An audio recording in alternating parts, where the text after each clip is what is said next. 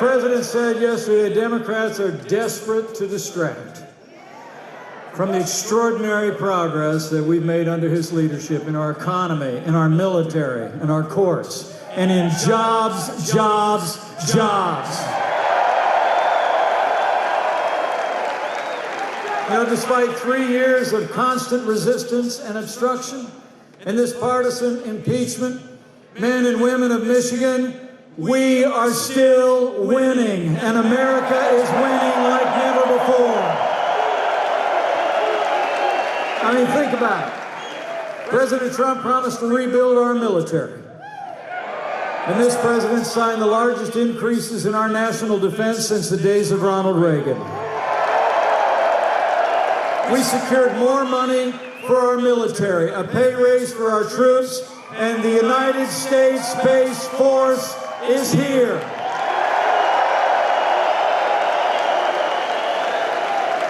Under this commander-in-chief, we've made the strongest military in the history of the world, stronger still. And with that renewed American strength, we've taken the fight to radical Islamic terrorists on our terms, on their soil. And last year, the armed forces of the United States captured the last inch of territory beneath the black flag of ISIS.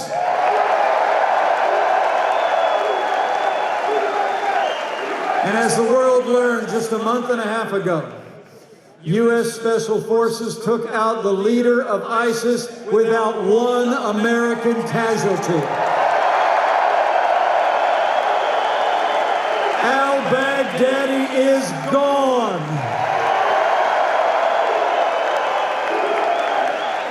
And Conan, the hero dog, is just fine.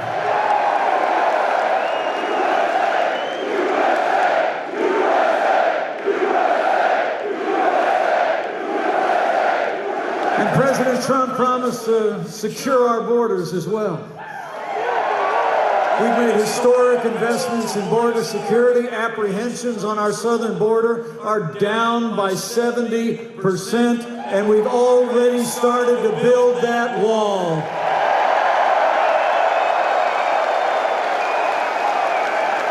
And President Trump promised to appoint strong, principled conservatives to our federal courts. And he's done just that. 170 conservatives to our courts, all of whom will protect the God-given liberties enshrined in our Constitution, like the freedom of religion, the freedom of speech, and the Second Amendment right to keep and bear arms.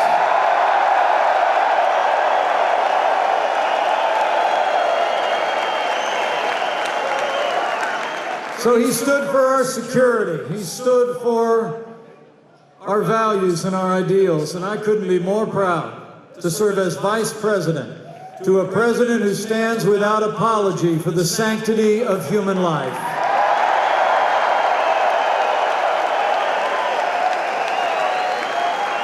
President Donald Trump has been delivering on a safer America, stronger foundation of our ideals and values. And he's been delivering on jobs, jobs, jobs. From the first day of this administration, President Trump promised to revive the American economy, and he's done just that. We've cut taxes across the board. We rolled back red tape. We've unleashed American energy, fought for free and fair trade, and the American economy is booming.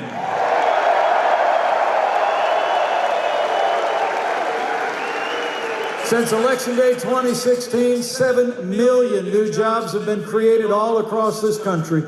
Unemployment's at a 50-year low. The stock market is soaring, and there are more Americans working today than ever before in American history.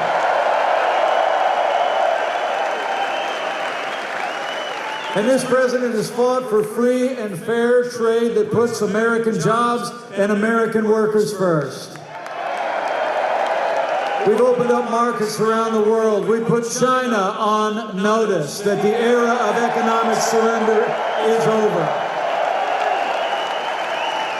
And 1 year ago, President Trump negotiated the largest trade deal in American history. and Democrats in Congress finally agreed to pass the USMCA.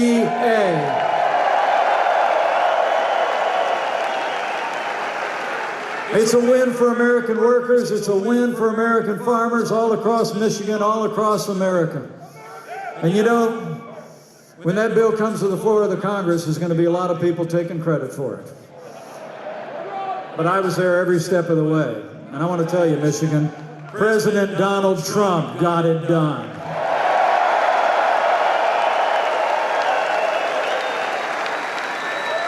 You know, thanks to the president's strong leadership, with the strong support of Michigan's leaders in Congress and all of you, we've made America great again in just 3 short years. But to keep America great, we need you to decide right here and right now that Michigan's going to vote for 4 more years of President Donald Trump in the White House.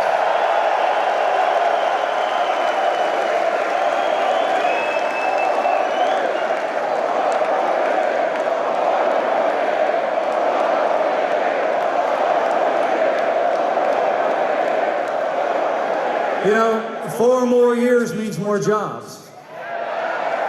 4 more years means more judges. 4 more years means more support for our troops. And it's going to take at least 4 more years to drain that swamp.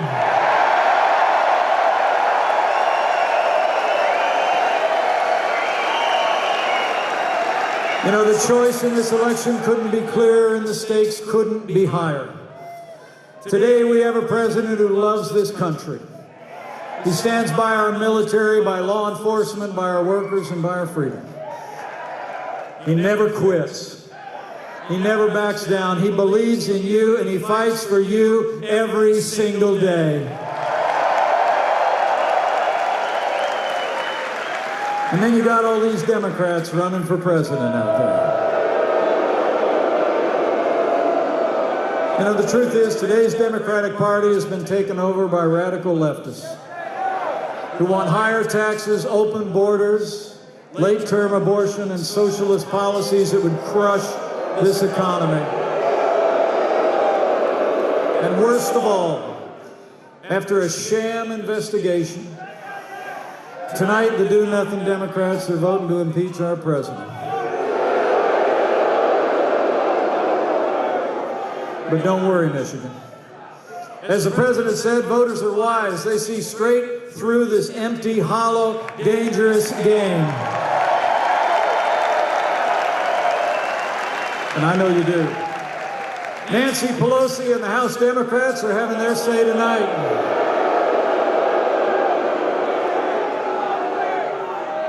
But the Republican Senate is going to have their say in January. And I know that here in Michigan and all across America, voters will remember in November. And we'll vote to elect a new Republican majority to the House. We'll send John James to the Senate, and we'll re-elect President Donald Trump for 4 more years.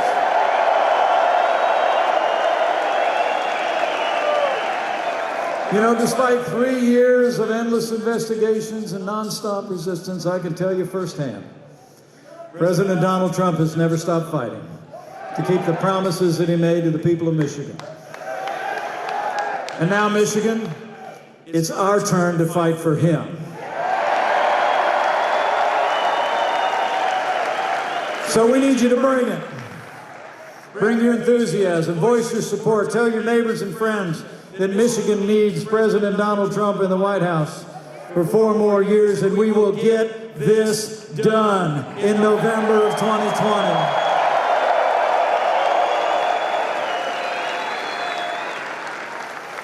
Now, the president's going to be out in just a few minutes.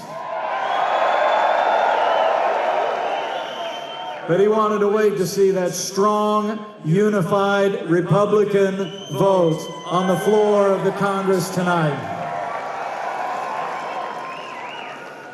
And I got to tell you, folks, I know when the president comes out here, he'll be just as encouraged as I am to see all of you.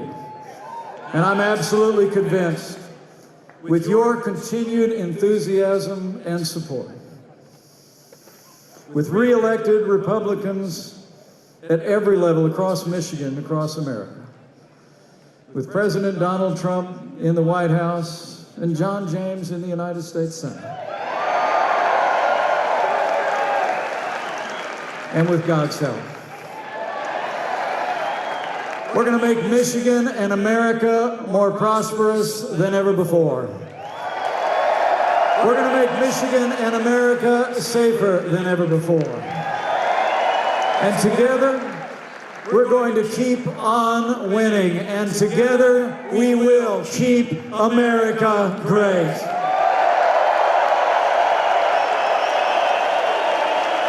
So thank you very much, Michigan. God bless you, and God bless America.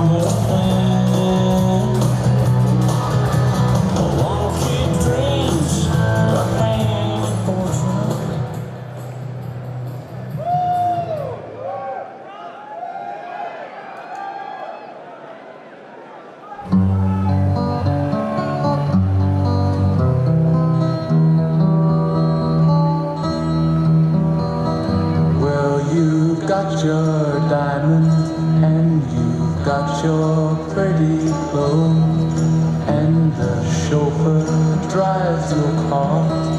You let everybody know, but don't play with me, 'cause you play with fire.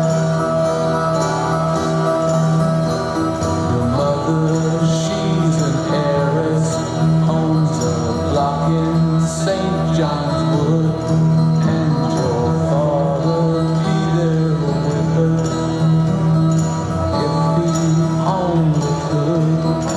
But don't play with me, 'cause you play with fire.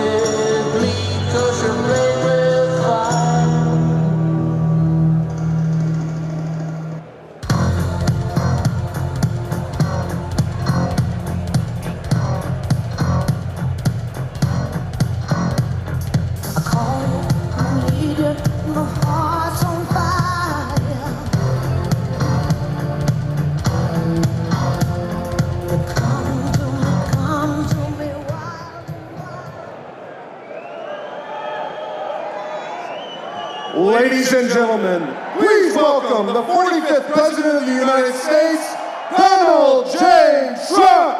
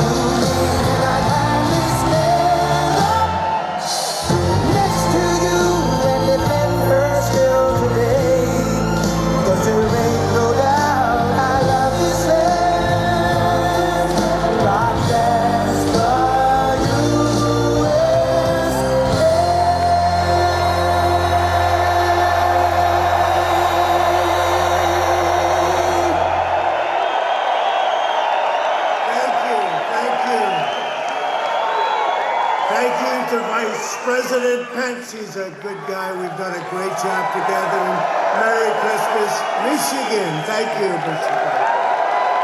What a victory we had in Michigan. What a victory. Was that one of the greats? Was that the greatest evening? But I'm thrilled to be here with thousands of hardworking patriots as we celebrate the miracle of Christmas, the greatness of America, and the glory of God. Thank you very much. And did you notice that everybody is saying Merry Christmas again? Did you notice? Remember when I first started this beautiful trip, this beautiful journey, I just said to the First Lady, you're so lucky I took you on this fantastic journey. It's so much fun. They want to impeach you. They want to do worse than that. By the way, it doesn't really feel like we're being impeached. The country is doing better than ever before. We did nothing wrong. And we have tremendous support in the Republican Party like we've never had before. Nobody's ever had this kind of support.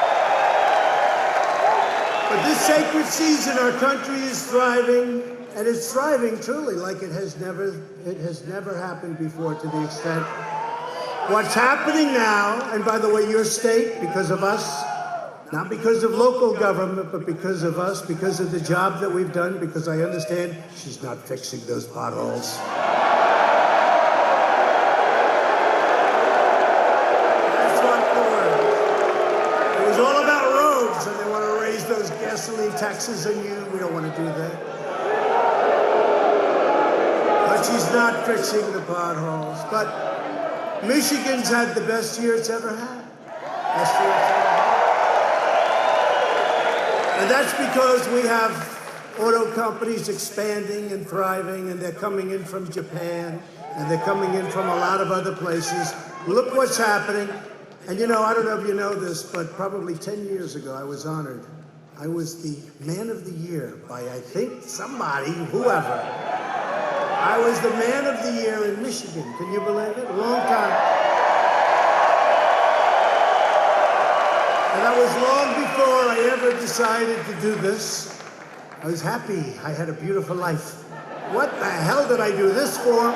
But look how we're doing. Do we love it? I love it. But anyway, I was the Man of the Year. And probably like close to 10 years ago, and I came to Michigan. He said, you're still the Man of the Year. Who said that? Thank you. So I came in, and I remember the speech so well. I said, why are you allowing them to steal your car companies?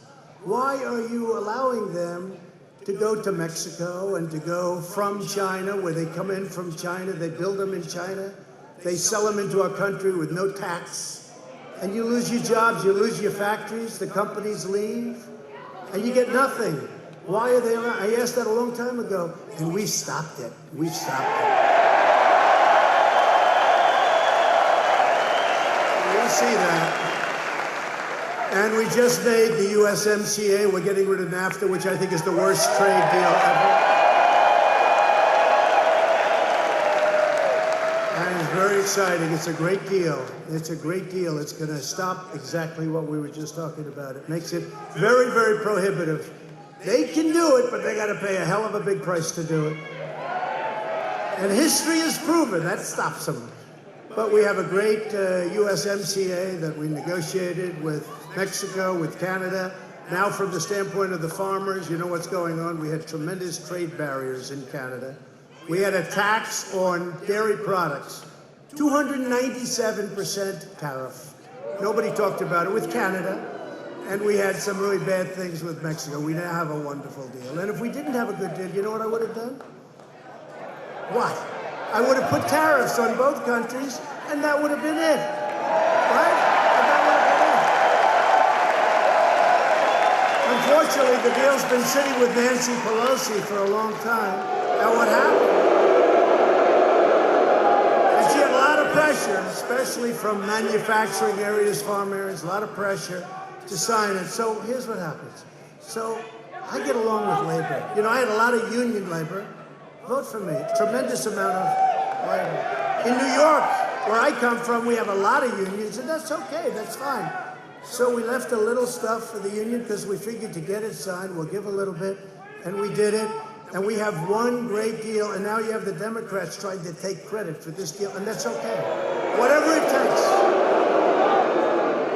The 7 months it sits, they don't do anything, we give. And by the way, I spoke to the unions the day before. I say, fellas, you got to get it done. And you know, and union labor loves me, and I love you too, sir. I love you too, sir. So we have a great deal with Mexico, with Canada, and it is true. I say that, Rod, because I say it to them right now. If they ever wanted to break the deal, that's okay. If somebody wants to break a deal with me, you always have to have an alternative, right? And this country, the deals we made, you know, we did a deal with South Korea, that's great. We did a deal with Japan, $40 billion deal with Japan. And we're not, that was just a little piece of a deal, okay? That was a piece of a deal. And I said to Japan, look, you got to make this deal, or we're going to put a 20% tariff on the cars, and that's more money than anything we're talking about. So we have, that's all right.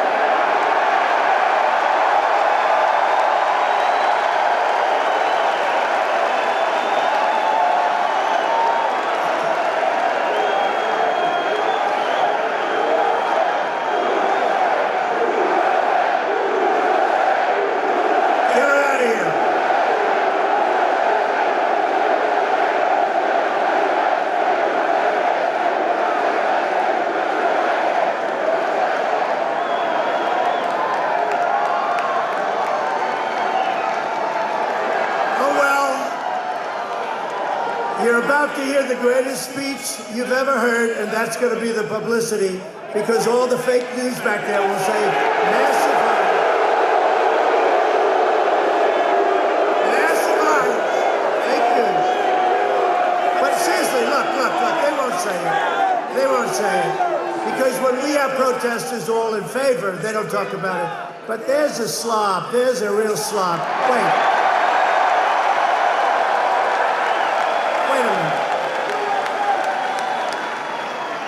She'll get hell when she gets back home with Mom.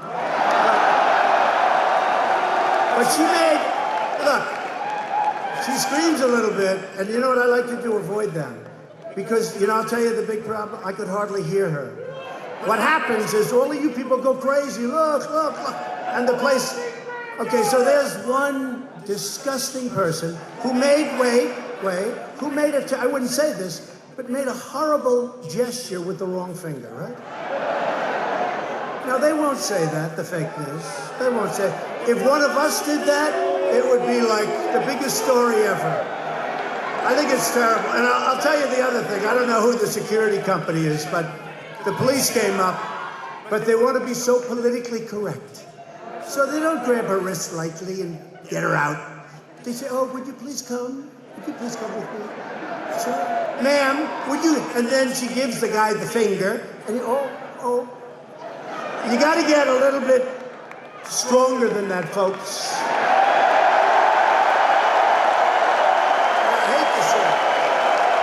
I hate this one. But of course, the guy's afraid that, you know, he'll grab her wrist lightly and he'll be sued for the rest of his life, that you've destroyed her life. No, but I think it's a terrible thing. And here's what happens, though. These fakers back there, they're the most dishonest people in the world. They'll go back.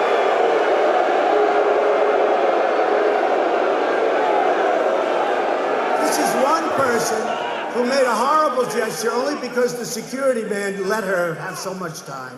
And usually, I have to say, the police do an incredible job. They do it so good. And they're going to make that like it was the biggest event, like, you know, so just forget it. And we know what's going on. And that's the good thing with live television. Look at all that live television back there. So in addition to the USMCA, which is going to be great for the automobile business, should even be good for the cereal business. Battle Creek. I've been eating Battle Creek cereals for a long time. Too much. They're still making great cereal, right? I hope. I know the area is doing good. But in addition, we made a great deal with China. And you know, China's paying us billions and billions of dollars a year. They never gave us 10 cents. They're giving us $1 billion. And we're leaving the 25% tariffs on $250 billion. They didn't mention that. We're leaving, you know, we're making another group of tariffs, 7.5%. This gives us a lot of currency to do the phase 2 deal, which they want to start. But we're taking in billions of dollars, and to help the farmers who were targeted, 16 billion and 12 billion the previous year, helps the farmers. So you know what we do? Out of that big check that we get, all that money flows into the treasury, right? Out of the big check, we gave the farmers $16 billion and $12 billion for the previous year. And you know the incredible thing, and I was with a lot of farmers. I was with a group of 36 farmers at the White House. You know what they said to me? I said, don't worry about it. We're going to take care of you guys. And I used a bad word. You know what word I used? We're going to get you a subsidy. And they said, this is 2 years ago. I said, how much were you targeted for? This was the first year. 12 billion, sir. The second year was 16. They were targeted. That's what they didn't get from China. So I said, it's all right, we're going to give you a subsidy of the same, and we're going to take it out of the tariffs, and we're going to have billions and billions of dollars left over. And they said, sir, we don't want money. We just want a level playing field. I've never seen that before. I've never seen that before. They just want to be able to have a level playing field. I thought, because, you know, I sit at a lot of those meetings, and whether it's countries or whether it's companies, everybody wants money. The farmers just wanted a level playing field. But we took good care of our farmers, that I can tell you. And we made the largest ever investment in our military, $738 billion all made in the USA, right? So we will have invested in our military since I'm here, which is less than 3 years. Our military, by the way, in all due respect to the previous 2 administrations, our military was depleted. It was depleted. It was in bad shape. We had fighter jets that were 35 years old. We had planes that were 60 years. You heard where the father flew them, the grandfather flew them, and now the young son comes in. We've got the best equipment in the world. Now, spent $2.5 trillion made in the USA, $2.5 trillion. We will shortly, that'll be all finished. We're going to have the greatest, we have the best planes. We're going to have the best ships. We're building a lot of ships now.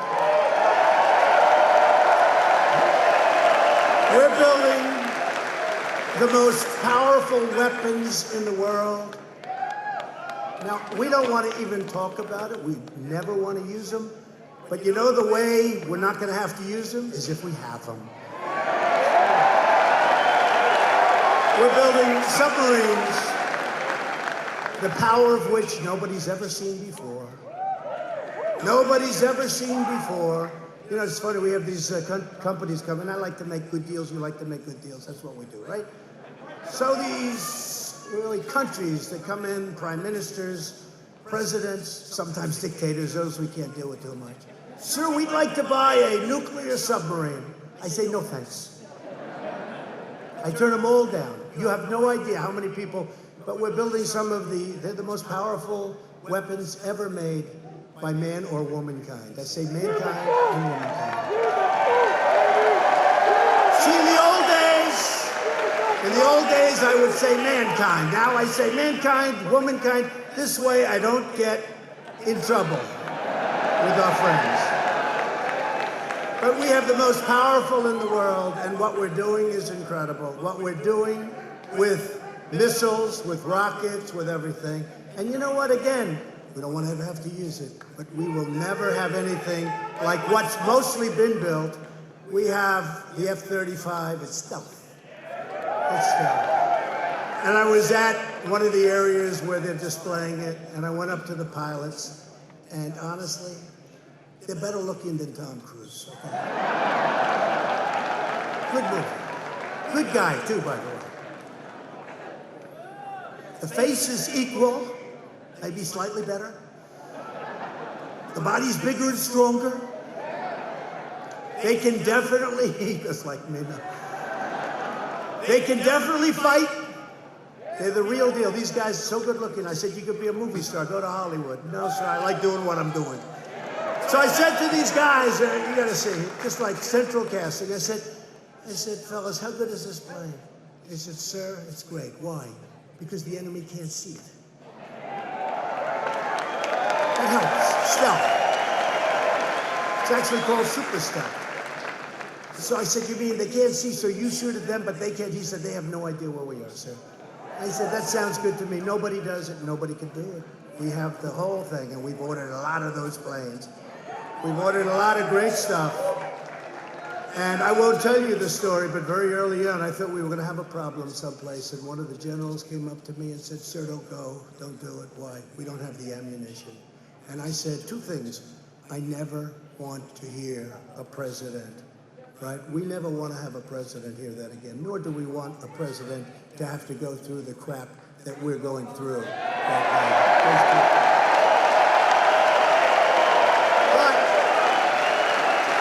You know, another thing we did, which to me is such an incredible thing to have done, it's such an honor. So our last U.S. Armed Forces, the last branch was the Air Force, right? That was many, many decades ago. We are now building, and we have now gotten funding for the 6th branch of the United States Armed Forces, the Space Force.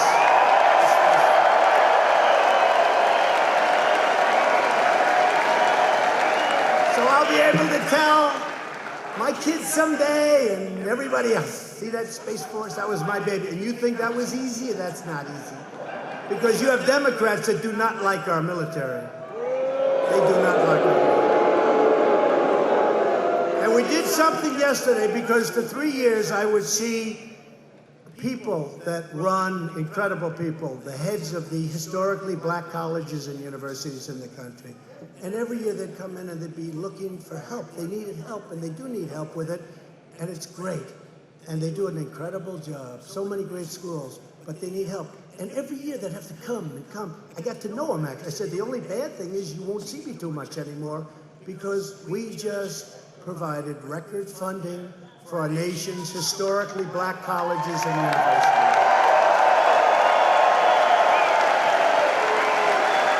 Right. And it's long term, they're not going to have to come. So I said, look, you know, we could do it. Will we do it every year? Or we'll do what we have. What do you want? They said, let us just have it. So we'll miss them, but they are great people. They've done an incredible job. And our extraordinary jobs boom, which created another 266,000 jobs last month. And then you add the undercount from the previous 2 months, you're close to 300,000 jobs. And you know, they said, if you're a business watcher, which I am, I love watching business, but they said they were guessing could be 70,000, could be 80,000, maybe 90, maybe 110, somebody said. Then the number comes out, 266,000 with an adjustment. Remember about 4 months ago where we had one little period, right? We had one little period where there was a little downturn. They said, oh, we think we're going into a recession. I said, don't worry about it. We think we're going into a recession. They were willing to lose their wealth. They were willing for their stocks and whatever the hell they own. What do you guys own back there? Let it go. They'll go bust. They don't care. Anything to get rid of us. Not me, us. And you know what? Then all of a sudden, and now for the last couple of weeks, we've set brand new records in the history of the various stock markets.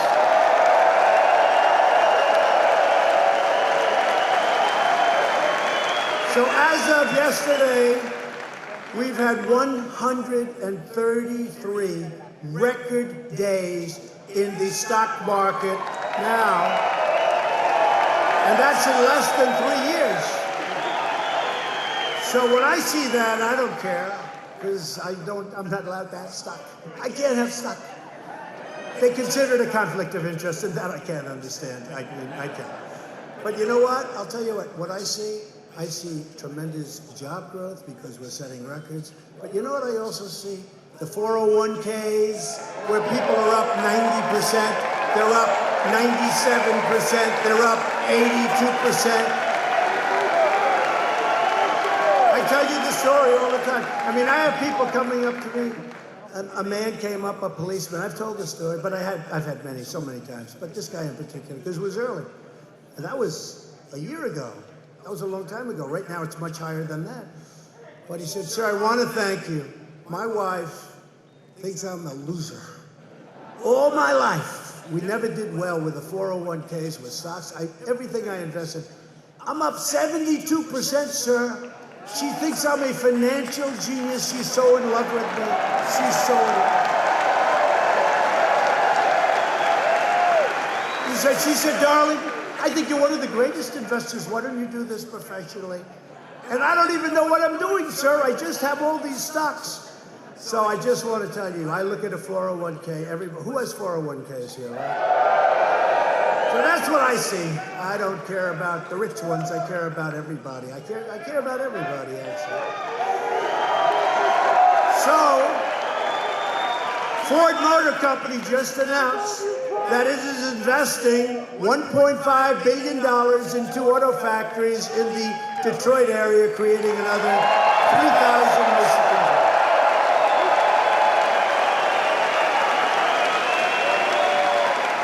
And that's on top of the many other investments we've gotten from Japanese companies, car companies, and other companies. But they're all coming in, and a lot of them are coming to Michigan. And I say, hey, go to Michigan. Sometimes they'll go south, and that's okay, whatever. I want them in this country. But ideally, I want to fill them up. We're doing so well in Michigan with the auto companies now. You're back. You're back. So you're back. Very proud of you. Very proud of you. But while we're creating jobs, fighting for Michigan workers, and achieving numbers that you've never seen before, incredible victories for the American people are happening. The radical left in Congress is consumed with hatred and envy and rage. You see what's going on. I'll tell you, these people are crazy. You ever hear it's the economy stupid? You know, that was Clinton saying, if you have a good economy. I have the greatest economy in the history of this country. And nobody talks about it. Nobody talks about it. You know, if you're a Democrat, they say, oh, if the economy's any good. And let me just tell you a little secret. If crooked Hillary would have won, your economy would have crashed. You were going down. The regulations were taking it down. The taxes were taking it down. Instead of being up 92% or whatever you're up, a lot, you would have been down. You would have been in less than half. It was crashing. For all those people that would say, oh, it's the Obama. Let me tell you something. You were dying. And if you look at that first period of a couple of months, it was a disaster. But it was heading south. As sure as you're standing, and I'm sorry we couldn't get your seats, we didn't have any room. And by the way, 20,000 people outside had to leave. You know? It's so cold outside, we told them, don't worry about a screen, go home. Go home and watch. But we had, this is about a 5,500 seat arena, and I said to my people, why so small? Are we spoiled? I watch these guys come in, like Biden. He has a big rally, and they get 93 people show up. No, it's true. I don't understand it. And did you see the new polls from USA Today came out? I'm killing everybody. And they hate me. USA Today hates me. USA Today hates me. But there's a poll, we're beating everybody. But, so Biden has this rally, like, you know, they got 200 seats. But only a small number of people. So you know what they do? They set up a round table. So think of these people. They come in, they think they're going to listen to a speech. They end up sitting on a round table discussing. They must have been happy, right? We don't have enough room for round tables. I'm sorry, Father. No, they set up a round table, but I think we're doing great. And you know, how do you beat what we've done? With the economy, with our great vets, with choice. You finally got choice. They've been trying to get it for almost 50 years.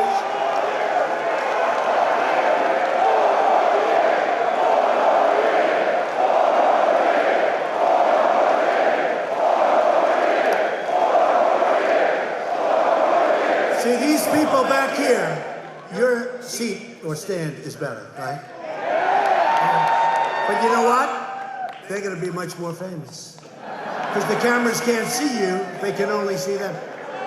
And you know, the other thing, the cameras, you ever notice, I go to these stadiums, 25, 30,000 people, they never show the crowd. You know why? Because they don't want to have... If Crazy Pocahontas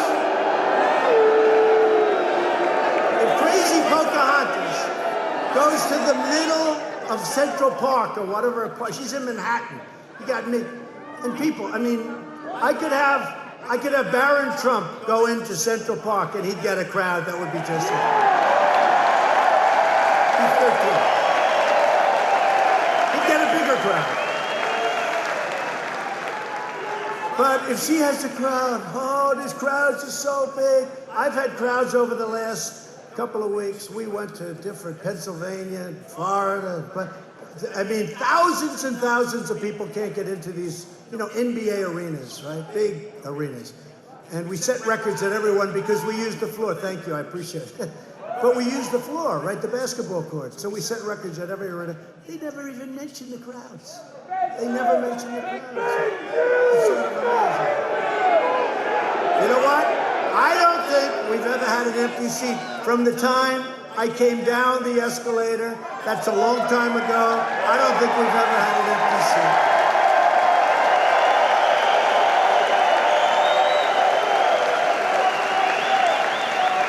Now, what the crooked media does, though, if you got, like, over here, look how packed it is, and there's thousands outside, but please go home, you're going to catch a pneumonia. But here's the thing. If this man and that beautiful woman happen to get up because they want to go to the bathroom, those cameras will turn to those two seats, and they'll say, Trump was unable to fill up the arena. You know? I always get nervous when I see I know they're coming back. Nobody ever leaves our speeches. Because is there a better place to be in the world than a Trump rally?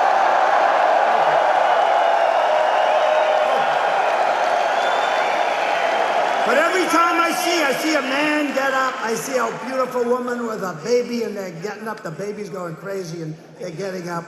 They're going to take it, but I know they're going to be right back.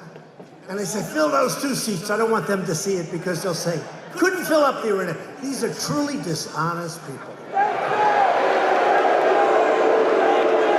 After 3 years of sinister witch hunts, hoaxes, scams, tonight, the House Democrats are trying to nullify the ballots of tens of millions of patriotic Americans. Capped off with one of the greatest election evenings in history. Was that the greatest? Remember when they all said, no, you can't win Michigan, you can't. And then I did one in Grand Rapids, right? Grand Rapids. We had 32,000 people that night. It was 1 o'clock in the morning. That means it was election day when I started speaking. Hillary, Barack Obama, Michelle Obama, and Bill Clinton. They did an emergency trip to Michigan at 6 o'clock. They got here at prime time. They started the speech at 500 people. I got here at 1 o'clock in the morning the next day, which is now election day. How many people were there? 32,000. 32,000 people outside. It was the last speech in Michigan. And they said, well, sir, it's very hard to win Michigan. I said, why would it be hard? Here's the beautiful thing. Everything I told you, I've done, but much more so. I said I was going to bring car companies back. I said I was going to bring in. I just hope you people know that. I just hope you know. But I'll never forget that night. And, in all fairness to Bill Clinton, he used to be a friend of mine until I ran for office. I like him. But he told, the way they tried to shut him out, right? Because he's a pro. He's an instinct guy, right? He's instinct. He doesn't need polling companies and all. Who the hell wants him? If you want a polling company, pick up the newspaper. The problem is the newspaper polls are more fake than the news they write. They write fake polls. They write fake polls. You call them suppression polls. You read them and you get depressed because it looks like you're doing badly. They do that. I think it's almost worse than what they write, and you can't get much worse than what they write. So what happens is Bill Clinton said to Crooked Hillary, his very dishonest wife, said, Crooked Hillary, do you think he calls her Crooked Hillary? Maybe he just calls her crooked. He said, Crooked, I'm telling you, Crooked, I don't like what I'm seeing in Michigan. I don't like what I'm seeing in Wisconsin. He said, I took the trip to Wisconsin, and I'll tell you what, they had those Trump-Pence signs all the way to the convention area, every lawn. I don't like Wisconsin. And they said, oh, don't worry about it. What the hell does he know? They told him, what do you know? Remember they shut him out at the end? They didn't want him talking. He was right.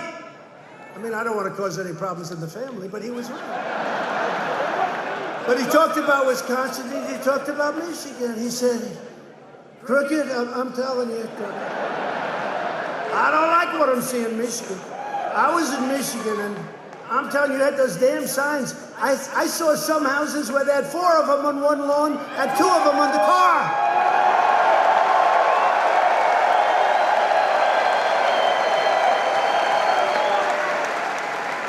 And he said, you horrible human being, you better start listening to me because you're going to get your ass whooped. And you know what happened? She didn't listen, fortunately. And she didn't come to Michigan enough. And she didn't come to Wisconsin, I think, at all, right?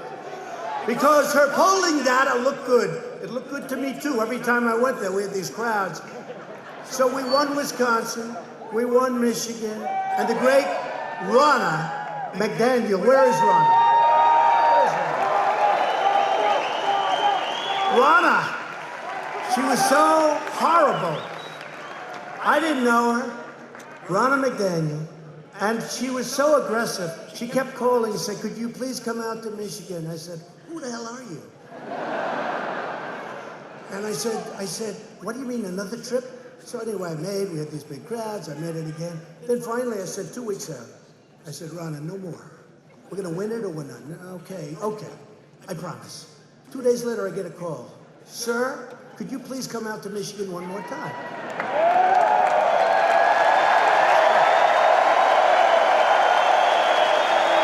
So I said, she was the campaign chairman in Michigan. So I said, okay. And then I got the ultimate call. 6 o'clock in the evening for this final deal in Grand Rapids. Sir, could you come to Michigan tonight? And I thought I was just about finished. I went to a last great state. And I said, it's over. Now I sit back and I watch it. Let's see what happens, right? But she said, could you come to Michigan? I said, that is the most aggressive human being I've ever met. And we did it.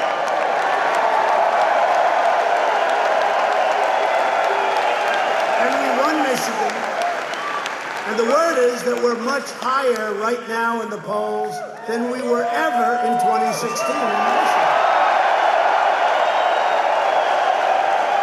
You better remember when you walk into, it's November 3rd this time. November 3rd. By the way, though, that evening, that incredible evening in November, right? One of the biggest nights in the history of television. You never hear them say it, so I might as well. That election, and my debates, you see their debates are dying. Who wants to watch Buttigieg?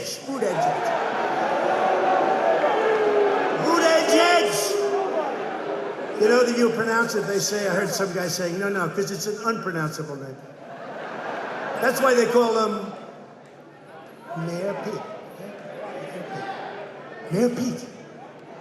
Mayor Pete! I've had you up to here, Mayor Pete. No, Buttigieg is leading. How does no, you say it this way.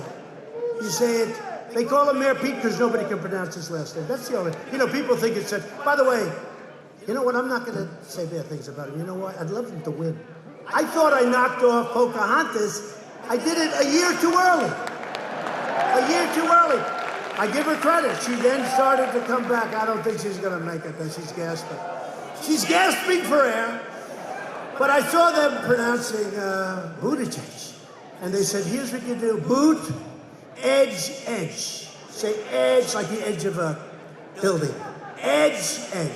Boot, edge. Alfred E. Newman. You gotta be older to know what that means. But congressional Democrats are directly attacking 2.3 million Michigan voters who rose up in 2016, won the state, and now the Democrats are very upset. They want to get Michigan back. They just don't know how to do it because they didn't do a thing for Michigan. They didn't do anything for Michigan. You just lost. All they did was take away your companies and let them go to Mexico and other places. You know, I don't know if you know it, Mexico has 32% of your car business. You know that, right? Not because of me. They're not moving. But Mexico has 32% of our car business moved to Mexico. Can you believe this? Before I got there. But that's what I used to talk about. I said when I was honored that night, I said, how do you let this happen? How do you let all these companies leave? It used to go, it's probably maybe the single biggest reason I ran for president. It might be the single, and I had a lot of them. Immigration, I had a lot of them, but that may be the single biggest. With today's illegal, unconstitutional, and partisan impeachment, the do-nothing Democrats, and they are do-nothing, all they want to do is focus on this, what they could be doing, are declaring their deep hatred and disdain for the American voter. This lawless partisan impeachment is a political suicide march for the Democrat Party. Have you seen my polls in the last 4 weeks?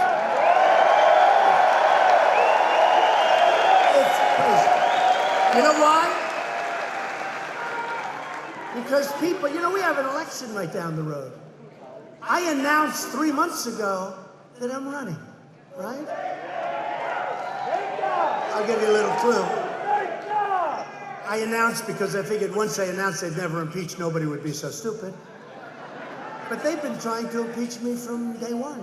They've been trying to impeach me from before I ran, okay? Because if you remember, when I ran, I went immediately to number one, never came off number one. We had center stage from day one in the debates. So we had, I don't know, 14, 15 debates. We had a total of 18, actually. People forgot there was one that they never thought about, but that's okay. But we had 18 people, and I was center stage. And I said, wait a minute, this is no good. I want odd numbers. Because if you're center stage, if you have a 10, that means two people are in the middle. So I said, make it 11 or make it 9. Okay? Or I'm not showing up. And generally they did. Because we were way ahead from the beginning, but I made a lot of great friends out of that group, and many of them are good friends today, although you wouldn't know it based on they say that was the meanest. That was a pretty mean primary, you gotta say. Wasn't that fun? Through their, I liked it, through their depraved actions today, crazy Nancy Pelosi's House Democrats have branded themselves with an eternal mark of shame, and it really is, it's a disgrace. Democrat lawmakers do not believe you have the right to select your own president. They think that the Washington swamp, which we believe it or not, it ain't easy. Because they got so much stacked, including these guys. You know what? These guys are a part of the Democrat Party. They are a part of it. You might as well call them Democrats. No, the media, look, I don't. You know, it's hard for somebody to know if you're not the subject. Because how do you know the New York Times is totally dishonest, or the Washington Post, or ABC is so bad, CBS so bad, NBC, I made a lot of money for NBC with The Apprentice, right? A lot of money. A lot. Plus we had the #1 show a lot, and they had nothing in the top 10 except a thing called The Apprentice. And they treat me so bad. I brilliantly said, well, one group I know will treat me well. NBC. I call it Comcast. You know, it's owned by Comcast. They're just as bad as CNN, and they're just as bad as MSNBC. And by the way, CNN and MSNBC, their ratings are down the tubes. It's great. I love it.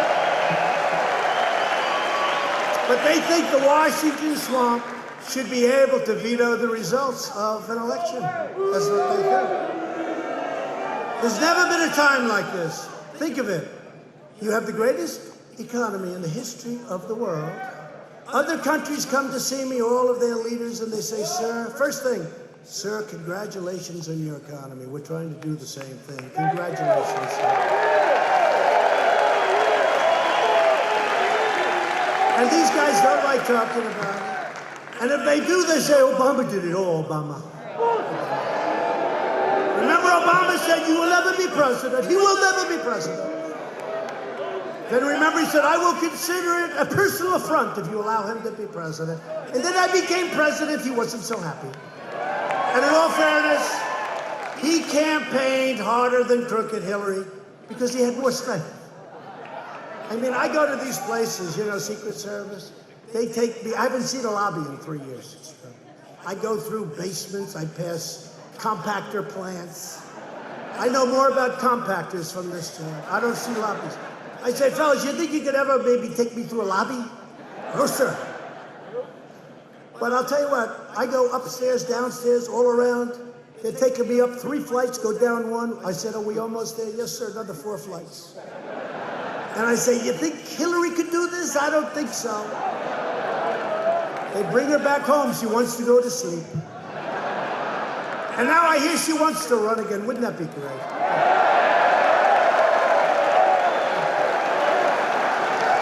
Thank you. Oh, would we love that. You think the Democrats are screwed up? Wait till that happens. Wouldn't that be? Oh, there's my guy.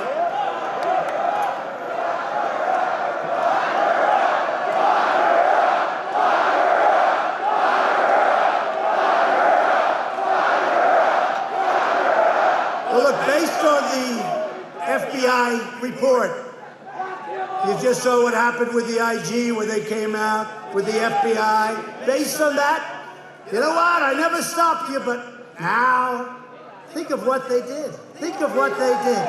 Think of how dishonest it all was. They shouldn't even be allowed to have an impeachment because it was based on dishonesty. It was based on illegality. She went out and they paid for a fake dossier. They gave money to foreigners to write a fake dossier, totally disproven, totally fake. The FBI then took that fake dossier and they used it in the FISA court to get approval to spy on my campaign. And if we were Democrats, they would have been in jail 2 years ago. It's a disgrace. Think of what they did. So they used this fake dossier and they brought it before this big deal court. It's a big deal, the FISA court. And they said this stuff, and they lied about it. Because Comey, who's another beauty, did I do a great job when I fired his ass? What a great job. Oh, no, they had bad plans. No, I did a great thing. That was like throwing a rock at a hornet's nest. Did that place explode? And then we learned about Lisa Page and her wonderful lover, Peter Strzok. I love you, Lisa. I love you more than anybody in the world. I love you more than anybody in the world. Causes problems with the wife, but we won't talk about that. Those tapes didn't work well. Now, how about those statements, right? And then they say, in all fairness, I really like the report, but how does the Inspector General say? Because don't forget, he was appointed by Obama. So I'm not knocking him because he gave us a lot of nuggets, but we had a lot of those nuggets. How does the Inspector General say, you have these horrible, he's going to lose, isn't he? He's going to lose. Or she's going to win 100 million. You see all the zeros? I was like, I'm like, I think it's 100. He's going to lose 100 to 1, isn't he, Peter? I love you so much, Peter. I've never loved anyone like him. He's going to lose 100 million to 1, Peter, right? That's right. He's going to lose 100 million to 1. But there's no bias. How about the insurance policy? To me, the greatest. Just in case she loses, we have an insurance policy. We're in the insurance policy right now, folks. We've been in it for 3 years. That's what they meant. I mean, the insurance policy is on an artificial respirator because we're doing awfully well. And I'll tell you something. Rush Limbaugh said it. Sean Hannity said it. Laura Ingraham said it. Tucker said it. Ainsley said it. But a lot of people have said it. They said there's nobody in the world that could have handled that stuff that happened and still created one of the greatest economies and done more than any other president ever before in the first 3 years. I understand it. But it's my life. Very unfair to my family. I have to say this. Very, very unfair to my family. What they put my family through is a disgrace. Me, it's my life. It's fine. I do. But you know what? What they put my family through is a disgrace, and they ought to be ashamed, and we should get apologies all over the place. So yesterday I sent Pelosi a letter denouncing and condemning her party's outrageous abuse of power. That's what it is. They have nothing. They're the ones that should be impeached, every one of them.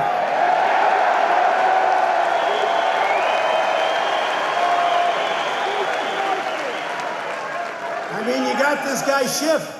He makes up a statement, and he goes in front of Congress where he has immunity, and he makes up a statement from me that's totally fictitious, totally out of thin air, the worst statement I've ever heard. Many people saw it. I had a person 2 weeks ago said, I didn't love the statement you made. I said, really, didn't you read the, transcript? I always say, read the transcript. But didn't you read it? No, I heard it on television. I watched Adam Schiff. He made it up. I then sent him the transcript. He said, oh, now I feel better. That's perfect. I call it perfect. He called it perfect. Everyone calls it, if you read it. But here's the thing. He makes up this statement. And it finished, didn't he have 8 quid pro quos? 8. Could you imagine, you're dealing with a country, and you say 8 times that you got to do something. The first time, they say, The second time they say, that's strange. Third time they say, what's wrong? You said 8 times? 8 times. They'd have you arrested, they'd have you put into an insane asylum. But he actually said, I think he said 8, not 7, 8. And then he finished with, don't call me, I'll call you. Can you imagine? The President of the United States, don't call me, I'll call you. You know what that is? That's a mafia statement, okay? That's the head of the mafia saying, don't call me. This guy actually said that. And then he walked away, and people became incensed because they knew that wasn't the people that read the thing. Most people believed him because, you know, he's a corrupt politician, 100%. No, he's a corrupt, and then I see him, by the way, you ever see this guy? He walks up to the mics. I mean, we're not, in all fair, look, I don't want to be, because with me too, I never even think about looks anymore, okay? I don't talk about looks of a male or a female. But in his case, let's just say, last time I'll ever refer to this, he's not exactly the best looking guy we've ever seen. Oh, any mic, he walks up to the mic, and he's so, this is a sad, sad day for America. Our president is an employee of Russia. I have absolute proof that the president, this is at the beginning, and every week they say, where's the proof? It's coming, it's coming. Then we get the Mueller report, nothing. And I'll tell you what, I know some of the people in this audience, if I spent, not 45 million, not 18 Trump haters, okay? Angry, I call them the angry Democrats. It was 13, then it went to 18, and then Mueller. Did Mueller do a good job? Did he do it? How was his performance in front of Congress? Not the best. But think of this, 45 million they spent. And you know, I heard somebody say, well, we got back some of that money. Let me tell you, you cost this country billions and billions and billions of dollars in all of the things that didn't get done, in all of the embarrassment to our country. You cost billions and billions of dollars, and it was a hoax. But this guy Schiff, I have absolute proof. I have this, I have that, this, that. Anytime he sees the camera, and he's stone-faced, right? Stone-faced. He's a pathological liar. He gets up, and I've never seen anything like it. Even I was saying, I wonder what he has. What does he have? He says, I have absolute. I said, I haven't spoken to Russia in years. What the hell do I have to do with Russia? But this guy gets up. Oh, I think we have a vote coming in. So we got every single Republican voted for us. Whoa. Wow.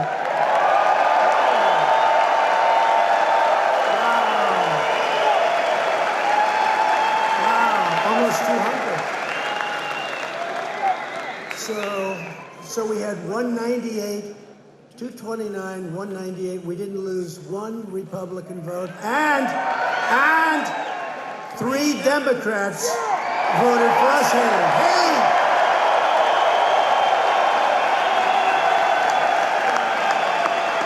Thank you, Haley. Great job. Wow. The Republican Party has never been so affronted, but they've never been so united as they are right now. Ever. Never. And I know the senators, and they're great guys, and women too. We have some great women, we have great guys, they're great people. They love this country. They're gonna do the right thing. They're gonna do the right thing. So I said in my letter to Pelosi, I love that. You know, usually there's 1, 2. The Republicans, look, I've said it for a long time. The Democrats are lousy politicians. They really are. They've got horrible policies, open borders, crime is fine. Drugs pouring through. I mean, think of what they do. Sanctuary cities, they love sanctuary cities. You know? They're lousy politicians, but they have one thing, 2 things. They're vicious. They're the most vicious people. The Republicans aren't as vicious. They may learn to be vicious after going through this stuff. But the other thing, the Democrats always stick together. Now think of it. 3 Democrats went over to our side, no Republicans. It's unheard of.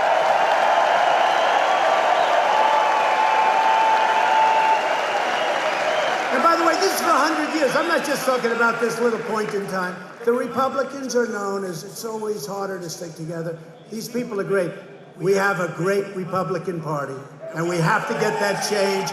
We have to take back the House. You'll have the greatest health care ever if we take, and by the way, we had another victory. The individual mandate, just a little while ago, came over the wires. It was just upheld. The individual mandate is now gone, the most unpopular part of Obama. It was just upheld. So I said in my letter to Pelosi, by proceeding with your invalid impeachment, you're violating your oath of office. You're breaking your allegiance to the Constitution. You're declaring open war on American democracy. You dare to invoke the Founding Fathers in pursuit of this election nullification scheme, yet your spiteful actions display unfettered contempt for America's founding and your egregious conduct. And listen, though, it's so true. It threatens to destroy what our founders pledged and, in fact, their very lives to build. You are the ones interfering in America's elections. You are the ones subverting America's democracy. We did nothing wrong, nothing whatsoever. This was just an excuse. You are the ones obstructing justice. You are the ones bringing pain and suffering to our republic for your own selfish, personal, political, and partisan gain. They're bringing pain. The work we could be doing on lowering drug prices, on getting rid of these horrible, horrible situations. You know, on the border, the woman is okay? Is she okay? Okay, thank you very much. Thank you. I mean, some of these people are waiting here for 3 days, right? Thank you. They'll come back. Come back. Thank you. Merry Christmas is true. But what they've done with this perversion, it's perversion. And when you watch some of these people get up and speak today, they don't even look, oh, you have violated the Constitution. Well, what has he done wrong? Well, we don't know that. They don't even have any crime. This is the first impeachment where there's no crime. I say, tell me what I did, please. Well, we don't know. You violated the Constitution. You had Turley, who's smart, Alan Dershowitz, these guys, all of them. They say there's no crime. There's no crime, right? There's no crime. I'm the first person to ever get impeached, and there's no crime. I feel guilty. You know what they call it? Impeachment light. It's impeachment light. That's why, you know, with Richard Nixon, I just see it as a very dark era. Very dark, very, you don't even like to think. I don't know about you, but I'm having a good time. It's crazy. But I also know we have a great group of people behind us in the Republican Party. We really do. Maybe I wouldn't feel the same way, but we have a great group of people behind us. We had it in the House and we have it in the Senate. They're doing a great job. So I'm not worried. I'm not worried because it's always good. When you don't do anything wrong, you get impeached. That may be a record that will last forever. But you know what they have done? They've cheapened the impeachment process. And now anybody that becomes, this is a sacred position. Anybody that becomes president, I mean, they could have a phone call and they get impeached. So if the Republicans, if you had a Democrat as president, we have a Republican House, they don't like the guy for whatever reason or the woman, they impeach the person. It's cheapened it. It's exactly what our founding fathers didn't want, and they said it could happen, and it's happened. But I know one thing, Americans will show up by the tens of millions next year to vote Pelosi the hell out of office.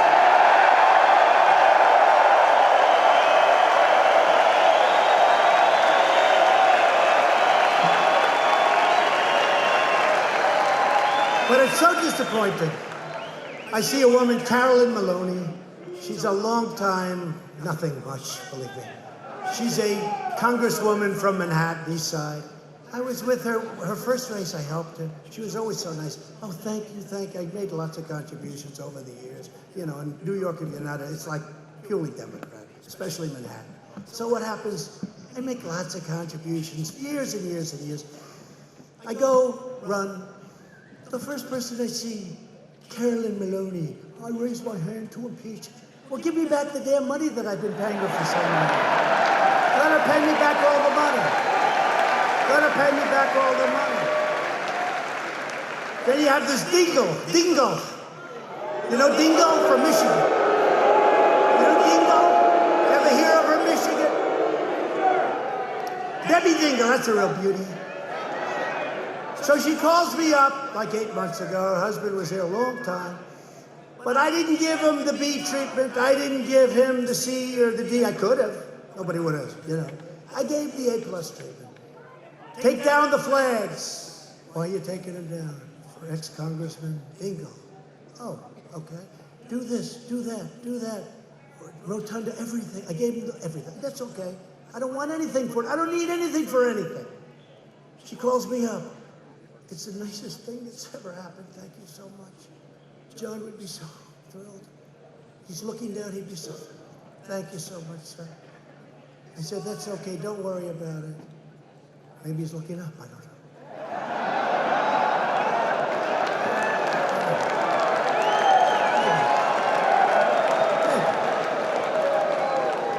But let's assume he's looking down. But I gave him A+, not A, not B+, not B. I gave him the A+. And she called me so nice. Oh, I won't go into the conversation because it's not fair to do that. But all I want to say is, let's put it this way. It was the most profuse thank you that you could ever get. On a scale of 0 to 10, it was a 10. Okay, so that was what, February or something. Now they talk about this phony impeachment. And she's out there, well, we have to look seriously at our president because he may have violated the Constitution of the United States. And I can't be happy with that because I love our country. I love this and I love that. She loves everything. I said, she's a no. Okay? No, but I look at her and she's so sincere. And what happens? I vote to impeach Trump. And you know what? I didn't say, who the hell knew this was even going to come up? I went through the whole Mueller hoax. They did this big report. I was totally exonerated. They didn't even bring it up at the impeachment because I was totally exonerated. If they saw one little kernel, one little quarter of the sentence, look what they did with one word. Remember this. What did I do? What did I do? It's us. But they don't say it that way. They say I. They read it totally different. You know, Schiff and his band of thieves. They read it. And I say basically, very simple. Do us a favor. Our country. Do us, not me. Our country. And then, what do I say? I say, the United States Attorney General of the United States could speak to you would be great. Okay? Because it's known for major corruption. In fact, the new leader of Ukraine got in on a construction, on a platform where he looks for all of the problems of dishonesty and everything that was going on in Ukraine, right? He looked for it. That's how he got into office. He got into office that way. So we take it, and they repeat it 1,000 times, and they never say it with the right. So I go wild, and we start, and the Republicans have got it right. Now we always correct them. But I use the word us. Us is the United States, our country. And then it actually says, I think, comma, country. But they don't say that. They say, do me a favor. How many times have you heard it? Where they say in a speech, and then the president said, do me a favor. Well, that's not what I said. I said, do us a favor, our country. And then I said, the Attorney General of the United States. I didn't say my campaign manager, okay? I said the attorney. And these people want to impeach the President of the United States for that? Oh! And then what happened, right? Then what happened? So then, the President of Ukraine, who's a quality person, said there was no pressure exerted whatsoever. That was a killer for the Democrats, right? Then his foreign minister said the same thing. He said, there was no pressure exerted whatsoever. There was no pressure. That's a killer. So now, did you see what the Democrats did a couple of days ago? They tried to say that he's not a strong person, that he was weak. They used the word weak, that he was weak. And under the power of Trump, he said, do you know how insulting that is? Anybody that becomes president of a country, and that's a big country and it's a tough country, you got to be tough. He's tough. But so what they're saying now is he was weak because the wording just doesn't fit, okay? These are really dishonest people. And if the press was fair, this thing never would have happened. So the House Democrats are surrendering their majority, their dignity, their reputations. They look like a bunch of fools. And I'll tell you, we have a lot of new stars in the Republican Party. I could read off a list of 20 names. But they're giving up their honor, and they'll receive a big backlash at the box office. When you take a look, that ballot box on November 3rd, I think we're going to have crowds like we've never had. And I'll tell you something. It used to be, that always say, oh, the Republicans. In 2018, I didn't run. Right? They all said, oh, we didn't. Well, actually, we picked up 2 seats in the Senate that these guys never talk about. We just approved 171 Supreme Court justices, federal court justices. 171 federal justices, including courts of appeal. 171 will be up probably by the end of the year to 182. And for that, I thank President Obama. He gave me 142 openings. He gave me 142. I said to him, my people, I got there, because they say the most important thing you could do as a president is judges and Supreme Court. We have 2 great Supreme Court judges, right? 2 justices of the Supreme Court, Kavanaugh, Gorsuch, 2 great men. They're great. And how about the pain that they put Justice Kavanaugh through? Right? Over a phony deal, I hate to tell you. Over a phony deal. What a disgrace. What they put that man through and that family through. Just remember it come November. You got to remember. It's a long time. In the life of Trump, 10 months is an eternity. It's a long time. Somebody said, congratulations, sir, you're going to win. I said, don't say that. Just don't talk about it. Let's always pretend you're 1 point down, like last time. It's going to be close. No, it's going to be close. But what they put that man through was horrible. What they put his family through was horrible. And those stories largely have been recanted, and frankly, the ones that didn't recant, I don't know what a Supreme Court judge does, but he should sue them. He should sue them. So, we want to take back the House. We'll hold the Senate, and we'll keep the White House. You will have the greatest health care. You will continue with the greatest judges. We have judges that are. We just had a great story in the Wall Street Journal. I have to be always very truthful, because if I'm a little bit off, they call me a liar. They'll say he gets a Pinocchio. The stupid Washington Post. They're Pinocchio. I mean, even if you saying things perfectly, it's a Pinocchio. There's nothing you can say where you don't get a Pinocchio. But what happens is we have Wall Street Journal the other day got the best story. They said, whether you like him or not, the job he's done on judges and Supreme Court justices, but the job he's done on judges is amazing. Say it's the most important thing. See, I don't agree it's the most. I say defense is the most, the military is the most. But once you're beyond the military, to me, defense is the most important, because without good defense, maybe we don't need judges so much, right? It's like somebody said, well, we violated the budget. I said, do me a favor. Don't worry about the budget. If we're attacked and aren't doing very well, and somebody says, well, at least we have a good budget, that doesn't work too well. Right? That doesn't work. So we have great military, we have great judges, we have great everything. Drug prices down. For the first time in 51 years, drug prices came down. And that was with no help from the Democrats. If they helped, because you need their votes, if they helped, I could get those drug prices down 40 and 50%.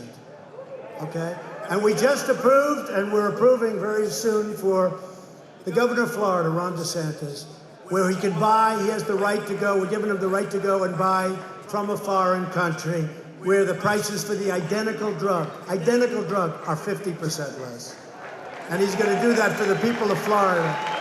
And we're going to do that for your governors if they want to do that. We'll get that down so far.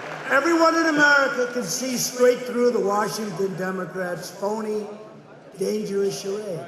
Schiff makes up so many things. Pelosi makes it up and she backs him up. I saw her in a television show.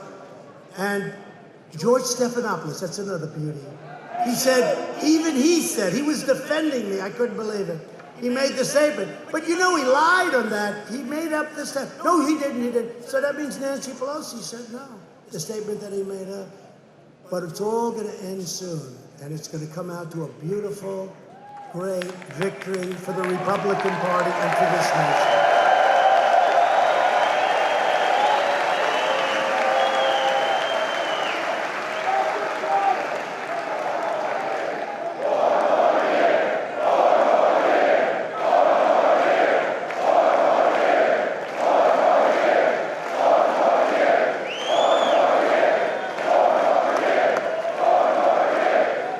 Thank you very much. So, that's it.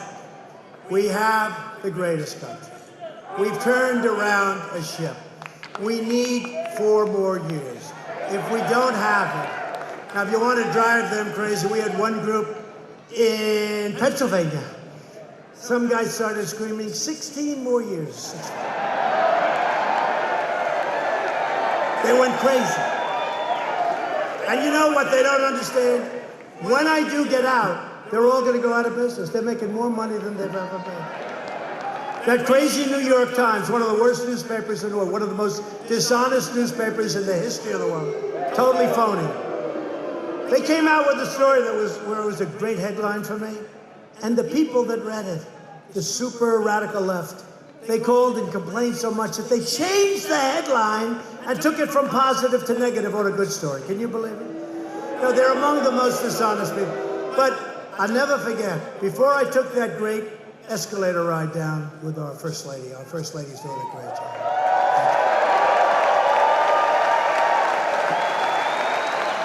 I said, First Lady, you're so lucky I took you on this journey. This wonderful, beautiful journey. And it is. You know why it's a wonderful, beautiful journey? Because look at what we're accomplishing. What we're accomplishing is unbelievable. It's unprecedented. It is unprecedented what we're accomplishing. We're so lucky. I say it to all my people. I have great people in the back. I say, you folks are so lucky I took you in this. You could be home right now relaxing. But I'd rather be here, frankly, than any place. These rallies are great. They're inspiring. You are inspiring. And you know, it's funny. We're not even into election season. You know, it's a long way away. We're not even in it. And yet, I think the enthusiasm right now is greater than it was even before the 2016 election. Does that make any sense? I think a lot of it has to do with the witch hunt. A lot of it has to do with the phony witch hunt, because you're smart people. You know, you're the elite. They're not the elite. You're the elite. You're the elite. You do better than they do. They talk about, I told you hate it. Well, the elite. Oh, really? I went to better schools. Many of you went to better schools.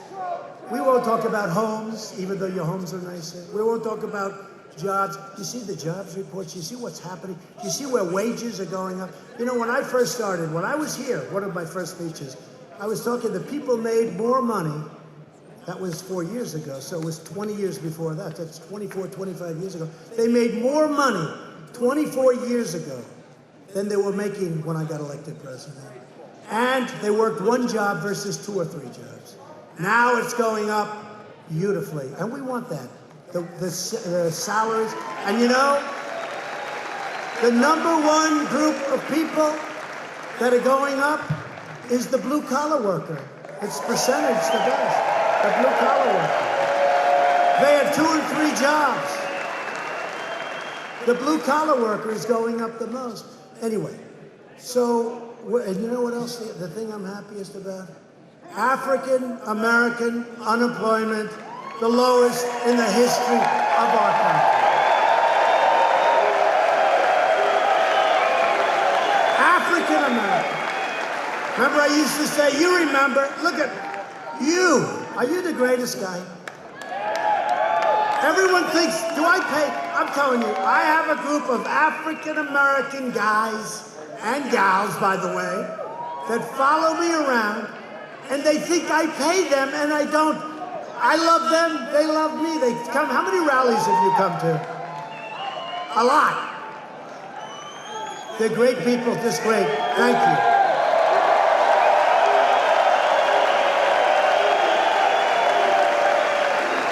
I don't even know who the hell he is that right? I don't know him, but I like him. I see him at so many rallies. I appreciate it. You and your group, they're great people. Thank you. See, you're obviously doing well if you can travel around like that, right? He knows. I appreciate it. I really do. I think it's fantastic. Thank you. Thank you. But think of this. African American unemployment is the lowest it's ever been in the history of our country. Their poverty levels, at a horrible poverty level, in the negative sense. Now their poverty levels are the best they've ever been in the history of our country. Same with Hispanic Americans. The best unemployment numbers and employment numbers. And the same with Asians. The best unemployment. And women, I'm sorry, 71 years. Best in 71 years. I've let the women down. But I think within another couple of months, you'll be historical. So only 71 years. The best in 71 years. But what we're doing has been an incredible thing. It's an incredible thing. And when I'm on the debate stage with one of these characters, and they try and say negative stuff, and I'll just say, well, here's the story. In the history of our country, this group's doing the best, and that group's doing the best, and the women are doing the best, and everybody's doing, and frankly, you know what it is? The whole country's doing the best, okay? The whole country's doing the best. So we have records on everything, and yet they're trying to, and they really are, they've never said anything like it. They're accusing me, really, of doing what Joe Biden admitted what he did. How about this? They protect him. Did you see the crummy debate? Those debates are so boring. They're dying in the ratings. They're dying. They're dying. While it's totally unsupported. What's unsupported? He's on tape saying that he's holding back $1 billion from Ukraine unless you change the prosecutor. While there's, how about that question? I won't say who answers because, you know, I actually used to like the guy. He was a nice guy to me, but now I don't like him so much, but that's okay. But he goes, well, it's totally unsubstantiated. And while we beg your mercy that we're asking you even to bring up this question. But President Trump said you refused to give $1 billion of taxpayer money to Ukraine unless they get the prosecutor to stop looking at your son and your son's company.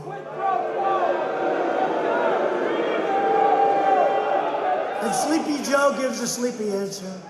And that's the end of it. That's it. And then whenever I bring it up, do you ever notice they always use, well, these charges are totally unsubstantiated. He's on tape. If that were me, it's the electric chair. They would bring the electric chair back. Now the guy's on tape, and they always say it's unsubstantiated. It is not supported by fact. One of them the other day, they finally changed the word. It is not supported by fact. No, it's supported by tape. No, it's unbelievable. In many ways, I'd like to have him win. Because number one, he's going to have to eventually answer that question. And she said he doesn't know where he is. That's the other part. Now, I've been doing this for a long time. And I have much bigger crowds than anybody's ever had in history. By the way, you know what? I say it against the fake news. Because you know what they're going to say? Every stadium is packed. I give my people one instruction. Get the largest stadium you can get. Now, that's why I was a little surprised, but in Battle Creek, you don't have that many. Not too many. But I wanted to be here. You know why I wanted to be here? First of all, the crowd is incredible. The crowd outside. But let me tell you. You know why I wanted to be here? Because we have a lot of choices. But I wanted to be here because this area supported me so overwhelmingly. And I said I want to be here. Pretty simple. Pretty simple. I wanted to be here for that reason, and I just want to say thank you, because I'll tell you what, you came in. I don't know, I didn't get 100%, but we got a damn good percentage, right? We got a damn good percentage. So it's really thrilling to be here. But we're joined tonight by many terrific Republican leaders. Your Michigan House Speaker, Lee Chatfield. Where's Lee? Lee, come up if you want. Come on, what the hell? We have nothing else to do. Should we get him up? Yes. Come up, Lee. Come up, Lee. Get up here. Come on up, Lee. Republican Party Chairwoman, Ronna McDaniel, who I spoke to. And the bottom line at the end of her story, so when I won, I said, who's going to head up the RNC? I said, I got to get that woman from Michigan. Remember, they all said you can't win Michigan. Now we're going to win it by so much. You better remember all those. Every time a car plant opens, please think about Trump. Come on up here, Lee. Michigan GOP Chairwoman, Laura Cox. Hate to tell you, but all your congressmen are, you know where they are right now. Your congressmen, all of your congress people, men, wonderful people, they're in a place called Congress right now. They're doing an unbelievable job of supporting your president and supporting you. So they had a choice. Sir, should we leave and be there? I said, don't leave. Stay right where you are. That's why we got that vote. That's our vote, right, Lee? The chairman of the Women's Workers and Workers for Trump, and a proud union auto worker, Terry Bowman, who's been so terrific. Thank you. Come on up. And while Democrats are obsessed with impeachment, we're focused on jobs, jobs, jobs. This group, local leaders, and all you Washington folks, they're right where they have to be in Washington tonight. Thank you.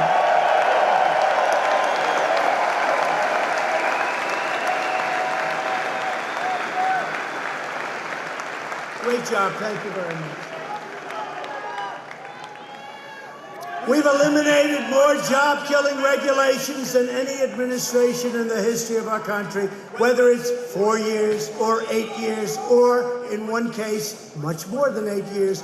In a period of 2.5 years, we have eliminated more regulations than any other president by far.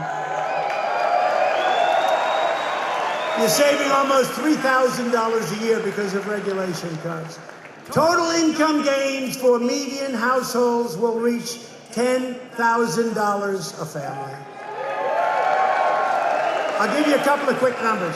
So under President Bush, for 8 years, you saved $450, meaning you took in $450. Okay, fine. Under President Obama, you took in $975. Under President Trump, including the energy savings and the regulation savings and the tax cut savings, it's more than $10,000 in less than 3 years. Pretty good, huh? So for 8 years, you had a $400, $450, and a $975. That's 8 years. $450 in less than 3 years. You had more than $10,000. That goes right into your pockets. It's one of the reasons our economy is doing well, because as they say, the consumer is doing better than they've ever done, and that's great. That's what we wanted. We've ended the war on American energy, and the United States is now the #1 producer of oil and natural gas on planet Earth. And these maniacs want to close it up. How about going to Texas? You know, Beto?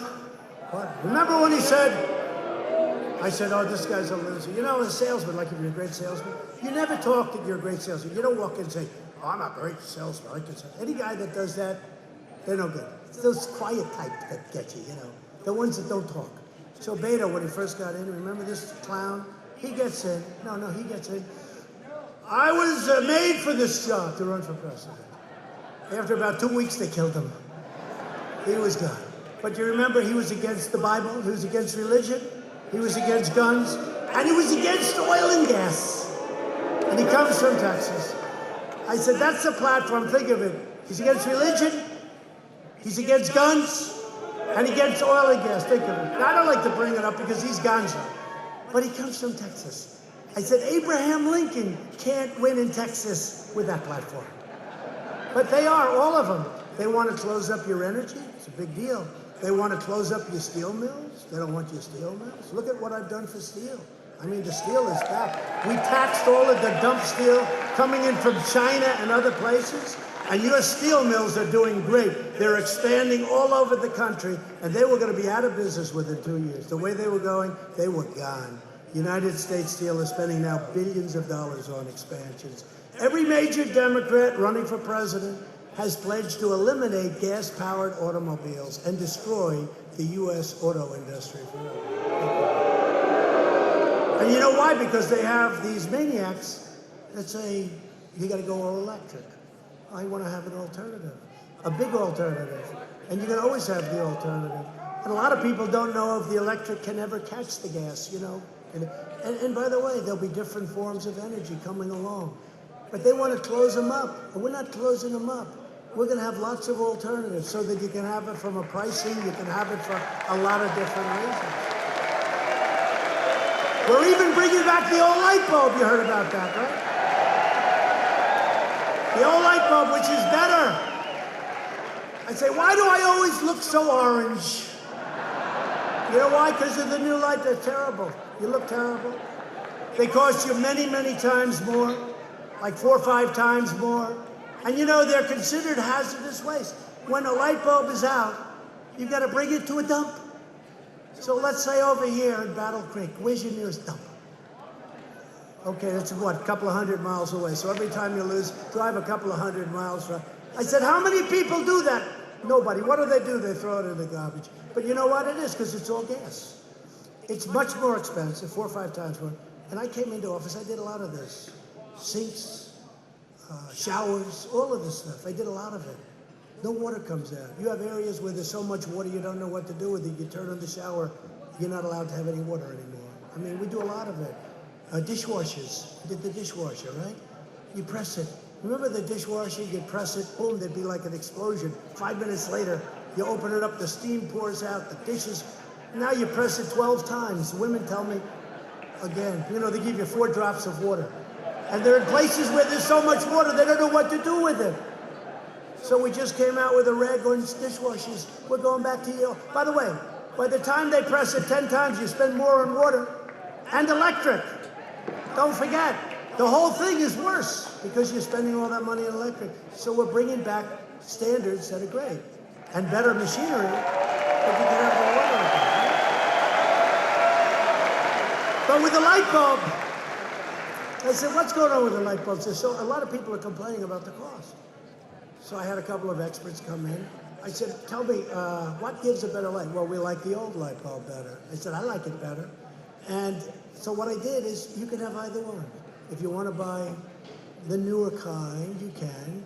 And if you want to look very handsome or beautiful by buying the older kind, like I do. So we're bringing back the old light bulb. So it's a much less expensive, it probably gives a better light, but whatever it is. And you'll be able to spend a lot less money for a light bulb. I mean, it sounds like little, but it's big stuff, okay? It's big stuff.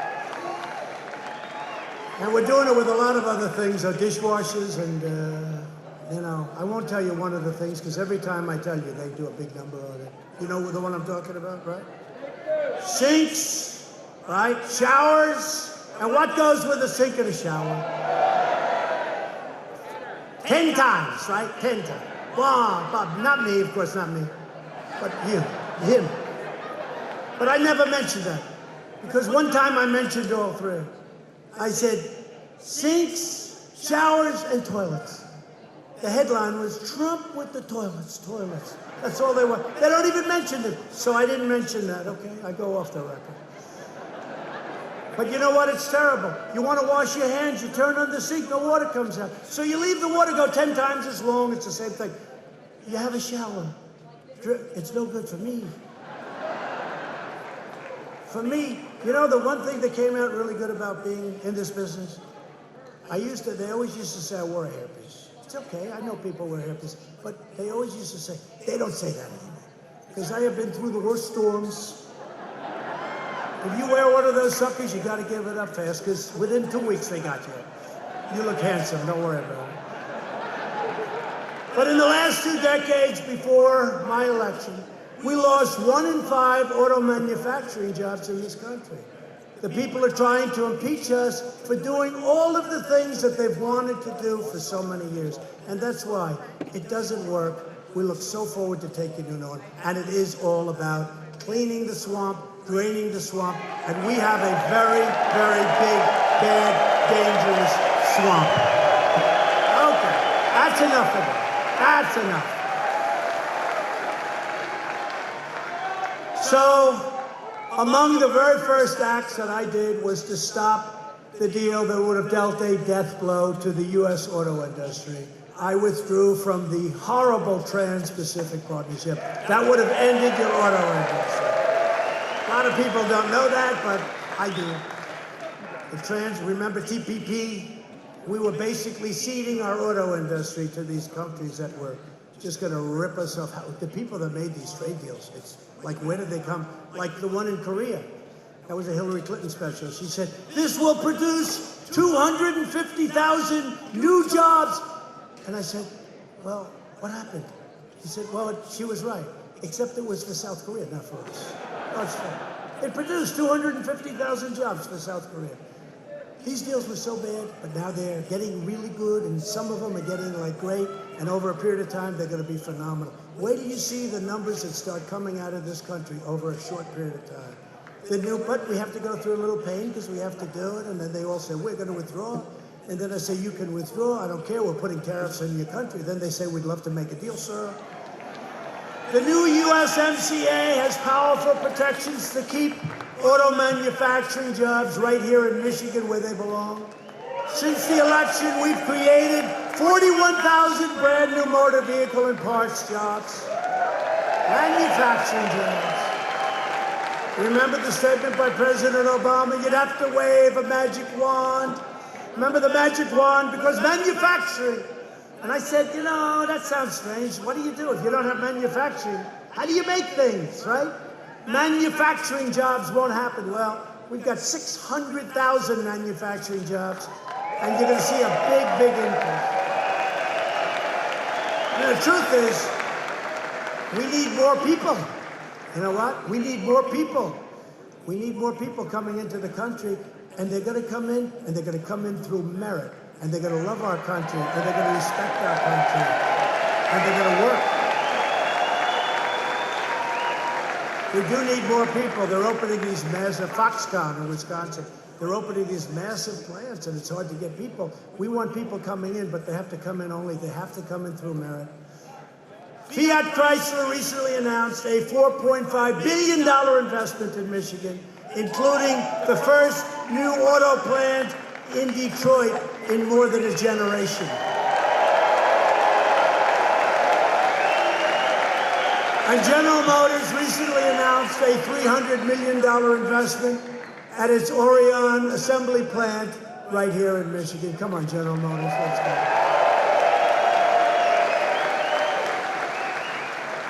General Motors gave us a little hard time with one building, wasn't happy about that. It was the only building I had a problem with in the whole car industry, right? You know the one I'm talking about. I didn't like that. Anyway, but they're spending money, you know. What can I tell you? But these companies are coming in. A lot of the foreign companies are coming because they have to. I say you have to, or we're not trading with you anymore. Because we had such big deficits with these countries. With Japan, we had a $68 billion deficit. I said, Shinzo, he's great, Prime Minister of Japan. But he said, but nobody has ever asked us to do this. I said, I'm asking you. And they're building many, many plants. They're building many plants now in the United States, the Japanese. After years of rebuilding foreign nations, we are finally rebuilding our nation. Is that okay?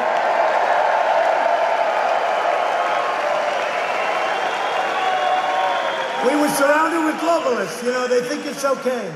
You open a plant in some country that you never heard of, They make your product, they send it. In the meantime, they close all their factories here. We're not doing that anymore. Those are globalists. They think it's wonderful to have deficits. I don't. They think it's great. It's a great thing to have deficits. No, those are globalists. The globalists are passé. On no issue have Democrat politicians more thoroughly betrayed the American people than immigration. Every Democrat running for president wants to open the floodgates to unlimited refugees from all around the world, overwhelming your communities and putting our national security at grave risk. My administration has taken bold action to reduce the influx of refugees, and we are making sure local communities like yours have a much greater say about who gets admitted into your own neighborhoods. Some of these stories are so sad. Some of the stories are so sad. When it comes to setting immigration policy, we always remember this sacred truth. Our first duty and our one true allegiance is to you, the American people, before anybody else. We must care for our own citizens first. Democrat immigration policies are resulting in brutal assaults and wicked murders against innocent Americans. I don't know if you even know what's happening. It's terrible. And we've moved out thousands and thousands of MS-13 thugs out of our country. And we have agreements now with Guatemala, Honduras, El Salvador. You know, they didn't used to take them back. If we had a murderer, and we said, get them the hell out. You know, we don't really want them in our prisons and take care of them for 50, 60 years. We want to bring them back. They wouldn't take them. The planes used to go around and around. Don't land! Don't land! With us, they land. We worked out deals with every one of them. We stopped giving them all the aid. You know, we're giving them all this money, and then they said, we're not going to let you land. We're not going to let you take them back. I said, that's okay. $500 million we were giving them. I said, now we give them $5. We give them nothing. All of a sudden, they said, we would love to have them back. We would love it. It's wonderful to have them back. In June, 2 illegal aliens in Sandusky, Michigan, were convicted of sadistically beating and stabbing a woman to death with a kitchen knife. Then they hid her body in a water drain. A criminal alien with 2 previous deportations was just arrested in Michigan and convicted of brutally beating and strangling to death a single mother of 5 young children. It's happening all the time. Far-left politicians support deadly sanctuary cities which deliberately release dangerous, violent criminal aliens out of the jails and directly onto your streets. You know, we had a great election in North Carolina recently. 2 great congressmen got elected. You don't hear about it. When they win, you don't ever hear about it. Just a few months ago. 2 great people. And they got elected. And they got elected because I went at the end and said, you don't talk about the fact that you have sanctuary cities. And they had some horrible crimes happening from those sanctuary cities. As soon as I mentioned that, boom, they went up like rocket ships and they won their elections. And it was great. Great thing. These sanctuary cities are a disaster. And let me tell you, the people of California, they don't like sanctuary cities either. They're stuck with them because they have crazy politicians. Earlier this year, authorities in the sanctuary jurisdiction of Kent County, Michigan, anybody know Kent County? Released an illegal alien charged with assault with intent to murder after he repeatedly and viciously stabbed a man in the head with a broken bottle. They let him go to roam free in Michigan communities. If you want to end sanctuary cities in Michigan, if you want to protect your families from criminal aliens, if you want to have a safe life, frankly, it's so crazy what they're doing. You wouldn't even believe it. You have only one choice in 2020. You must vote Republican.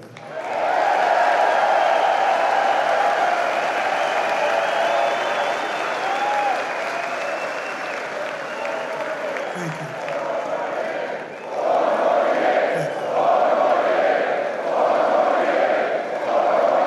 I'm surprised you, as you know, you do have sanctuary cities in Michigan. I was almost surprised to hear it, but you have them.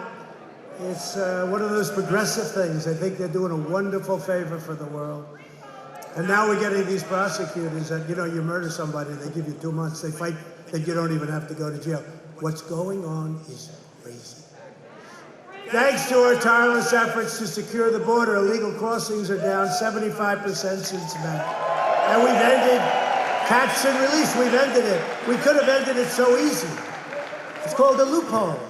You catch them, and then you release them into our country. That's what you had to do by law. And if you don't do that, they arrest the Border Patrol people. You believe this?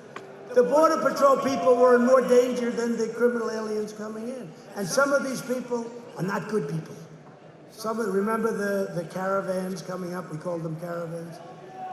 And they're interviewing the people. I'll never forget it. One nice, innocent reporter, female reporter. And what did you do? Well, I want to come to America. Okay, good. What did you do? Murder. What? This was on live television. They didn't play that clip too long. You know, one of the beauties back there. What did you do? Murder. Oh, yeah. These are the people. Because look, when you have a caravan of 8,000 or 10,000 people, a lot of those people, do you think that Guatemala, Honduras, El Salvador, do you think they're sending us their finest? I don't think so. All right? How about the lottery? That was a Schumer deal. You know, Chuck Schumer, Crying Chuck. Crying Chuck Schumer. You know, I used to be a big contributor to him. He used to kiss my ass, Chuck Schumer. He'd do anything. He would have done anything for me. I didn't think I asked him. Get Schumer on the phone. You do this, you do that. You get him on the phone. He would have done, I didn't need anything. But he would have done anything. Now it's like, the president has not acted.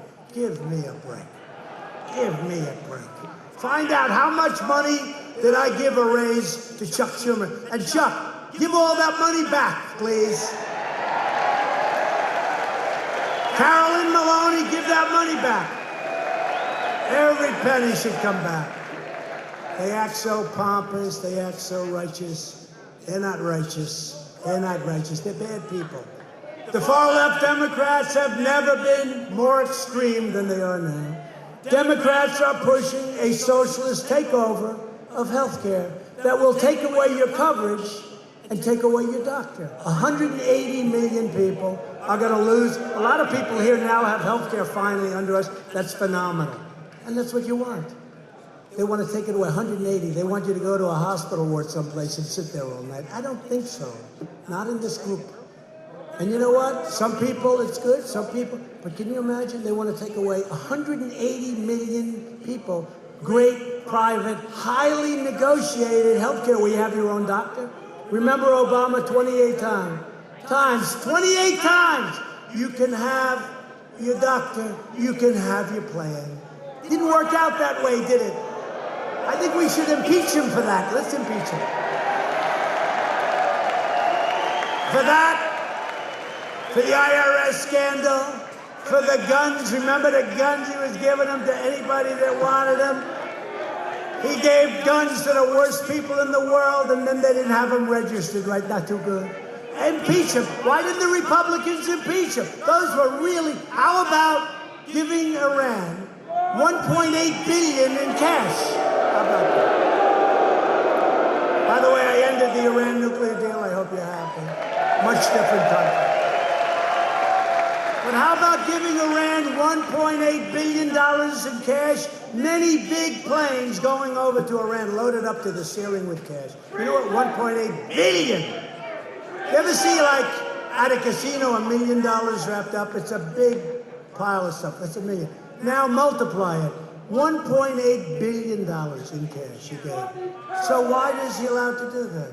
Did anybody try and impeach him for that? Everybody knew it was wrong. Republicans will strongly protect patients with pre-existing conditions, and we will protect your pre-existing physicians. Virtually every top Democrat also now supports late-term abortion, ripping babies straight from the mother's womb, right up until the moment of birth, right? That is why I've asked Congress to prohibit extreme late-term abortion, because Republicans believe that every child is a sacred gift of God. Democrats are now the party of high taxes, high crime, open borders, late-term abortion, socialism, and blatant corruption, and that's what it is. The Republican Party is the party of the American worker, the American family, and the American dream. And that's really what it is, too. We're also the party of the great Abraham Lincoln. A lot of people forget that, but we have to bring it up. To protect the health and safety of our citizens, we awarded $100 million to improve water infrastructure in Flint. How badly was Flint? Who were the geniuses that did that deal? You have clean water coming into Flint. They had to pay a very tiny little fee. So instead, they go into this horrible, horrible, really polluted water, and the water comes out of there. They spend hundreds of millions of dollars to save like a couple of bucks, and the water was so terrible. And it hurt the people. It hurt the people. But we're getting it fixed. And I know your previous governor was a Republican, but I was not a big fan of his. I was not. But I'm not a big fan of the one that can't fix the potholes either. We're committed to ensuring America has the cleanest air and the cleanest water on planet Earth. And that's what it's about. It's about clean air, and it's about clean, beautiful water, and it's about keeping our industry, not closing it because of the ridiculous Paris Climate Accord. How's Paris doing? I don't think too well. How's Paris doing with the yellow vests? The yellow vests, you know why? Because they raised gasoline prices so they could send the money all over the world to countries that the people in France never heard of. It's not working out too well. We're lowering prices, we're lowering taxes, we're making it possible. I mean, look at gas prices now. Look at gas prices. I recognize Israel's true capital and opened the American embassy in Jerusalem. And we also recognize Israeli sovereignty over the Golan Heights. Big deal. For years you watched as your politicians apologized. Remember? Apologize. I would like to apologize. No. We don't apologize. Now you have a president who is standing up for America, and we are standing up for the great people of Michigan. You're getting your auto industry back. At stake in our present battle is the survival of the American nation. If you want your children to grow up a land of safety, it's really, we want a land of safety. Justice. Well, I don't know. When I look at those FBI reports, we gotta clean up a lot.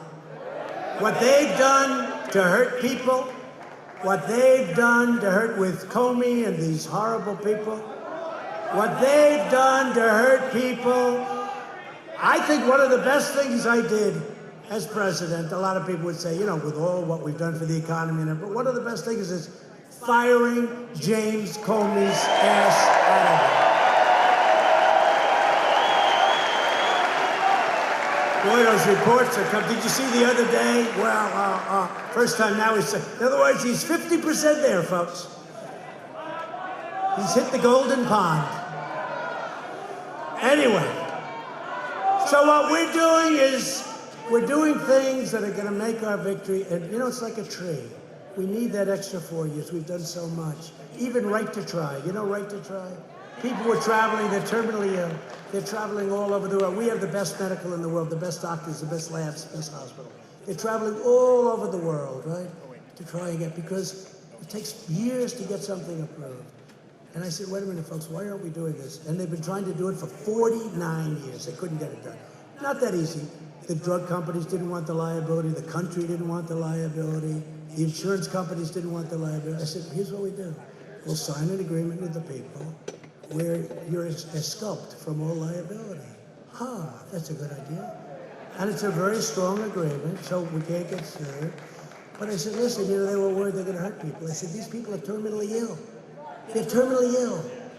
And so we do it now. 9 months ago, all the legislators, after 49 years, so if somebody's sick, they don't have to go to Asia, they don't have to go to Europe, or if you're poor, you go home and you die. Now, what happens? Very simple. You sign that document, they work it out. You wouldn't believe how many lives are being saved. It's incredible. It's incredible. I'm very proud of it. Right to Try. I hope you don't need it. You don't want it. You don't want it, okay? But if you do, it's there. With your help, we will lift millions of more of our citizens from welfare to work, dependence to independence, and poverty to prosperity. Together, we will elect a Republican Congress to create a fair, safe, sane, and lawful system of immigration. We will enact the greatest trade deals ever made. They'll result in more products proudly stamped with that beautiful phrase, made in the USA. We will achieve new breakthroughs in science and medicine. What we're doing is unbelievable. We're so far ahead of everybody. What we've done in the last 3 years with the FDA and even the speed of what we're doing. It would take 12, 13, 14 years to get things approved. It's down to a much smaller number. But we're finding new cures for childhood cancer, and we are ending the AIDS epidemic in America. We started the process. Who would have thought that? In 10 years, it's a 10-year process, we will have ended the AIDS epidemic in America. And it could have been started before I came to office. It was just wasted time.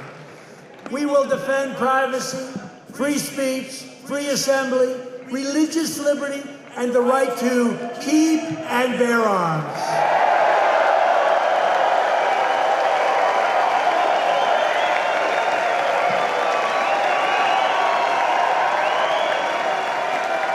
Above all, we will never stop fighting for the sacred values that bind us together as one America.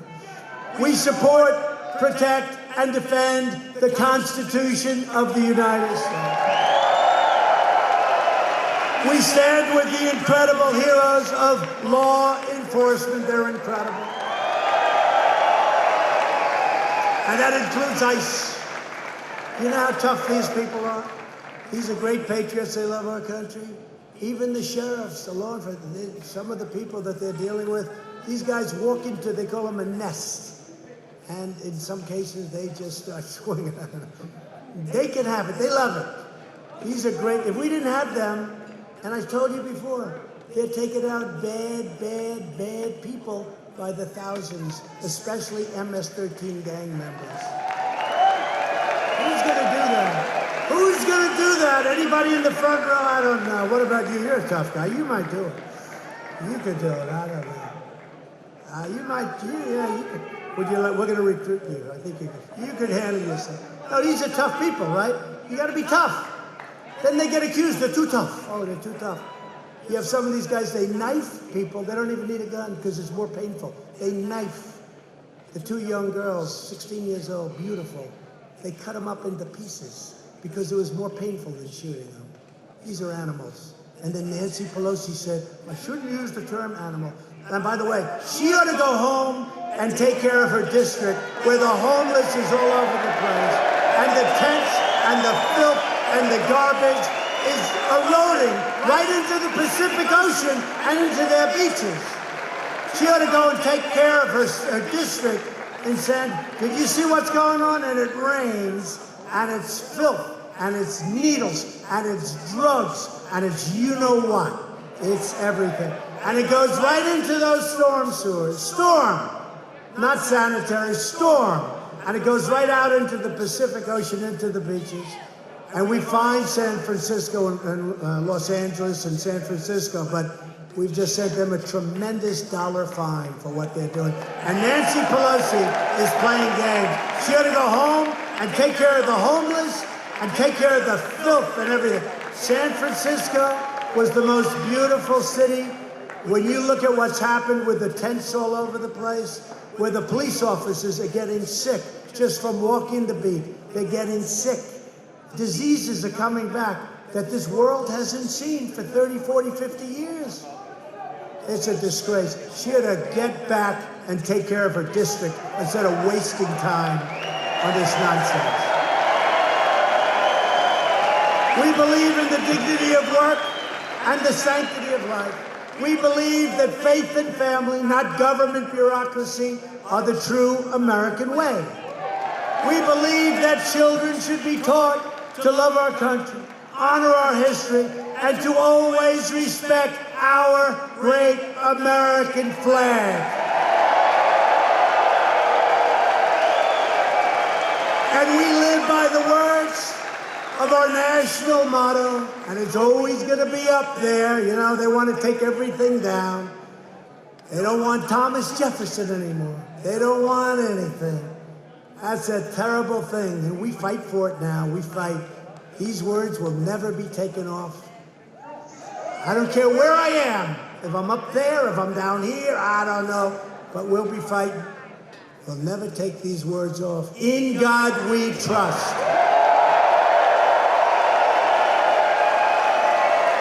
We stand on the shoulders of generations of Michigan patriots who gave their blood, sweat, and tears for this beloved nation. This is the state where Henry Ford invented the assembly line. It's the place where General Motors, Chrysler, and Kellogg transformed the nation. It gave us Motown, the Mustang, and the might of the American Midwest. This is the American Midwest. And Michigan is the state where generations of strong, tough, and proud American workers made this into the greatest and most powerful nation in the history of the world, and we are making it bigger, better, and stronger than ever before by far. Loyal citizens like you help build this country, and together we are taking back our country. We are returning power to you, the American people. The Democrats took the people of Michigan for granted, but with us, you will never be forgotten again. The forgotten men and women of this country will never, ever be forgotten again. And I'm fighting for you, and I love doing it with everything that I have, and I will never, ever stop, and you know that. I will say, I could have a much easier life. Some people say, why is he doing it? You know why I'm doing it? Because we're doing the thing. And look, what we're doing is we're bringing back our country again. We're respected again. We're respected again. We are so respected, you don't even know how respected. You know, I went to NATO where we were being ripped off because the other countries, you have 29 countries, and the other countries weren't paying their bills. They were delinquent, you know, in real estate. I notice people are using that word. I've been using it for the last year. It's like a real estate term. That's when they don't pay their rent, right? Well, they weren't paying. And you have to see this chart until I got there. You got to pay. And they said, well, does that mean you won't protect us? They said, you don't want the answer to that question. Over the last, and the Secretary General, Stoltenberg, over the last period of just 2 years, I raised, not from us, nothing from us, $130 billion, but that's nothing. And over a short period of time, they will be paying $530 billion more, all of those countries. My biggest fan in the world is Secretary General Stoltenberg of NATO. He says, I never thought this could, I'm telling you, if you look, it's like 15 years just down. President Obama would go down and make a speech. I'd like to thank everybody for being here. Thanks a lot, great job. Sayonara, bye. Bush, they all did. Nobody ever asked for money. We were spending for 100% of NATO. We're protecting Europe. They rip us off on trade, right? They rip us off like crazy. We lose hundreds of billions of dollars on trade. We're changing that. But it's a long time, and it's been going on a long time. They don't take your product. They don't take your cars. They don't take your farm product. They don't take your medical machines. We do a big business. They sell us. We don't sell them because they put restrictions. We have better equipment than them, but they make it so that our equipment doesn't qualify. You know, it's called artificial barriers or non-monetary barriers. It's brutal what they do. I'm telling you, they're as bad as China, just smaller. They are as bad as China, just smaller. And now China's doing great. We're very happy. But we have to do something with that. We have to take care of our people. We can't be ripped off by these countries. So NATO is ripping us off militarily, but now they're starting to pay big money, and that's good. We want to help them. We want to be there with them. But they have to pay. They have to pay. $530 billion, and the fake news doesn't want to even talk about it. They don't want to talk about it. They talk about other things. They don't want to talk about that. When you get a chance, though, it's a couple of weeks, maybe you could say, over a short period of time, NATO countries will be paying $530 billion more. More! Not total, more. How's that? Good? That's not too bad. Nobody else could do that, I guarantee you. I won't tell you what took place in those closed-door meetings. Some of them don't like me. They like Obama. Germany likes Obama. A lot of these countries, France, they like Obama. It's embarrassing. In France, President Obama is more popular than President Trump. Well, I should be. I just tax their wine and champagne coming into our country because they're ripping us off on the internet. Okay?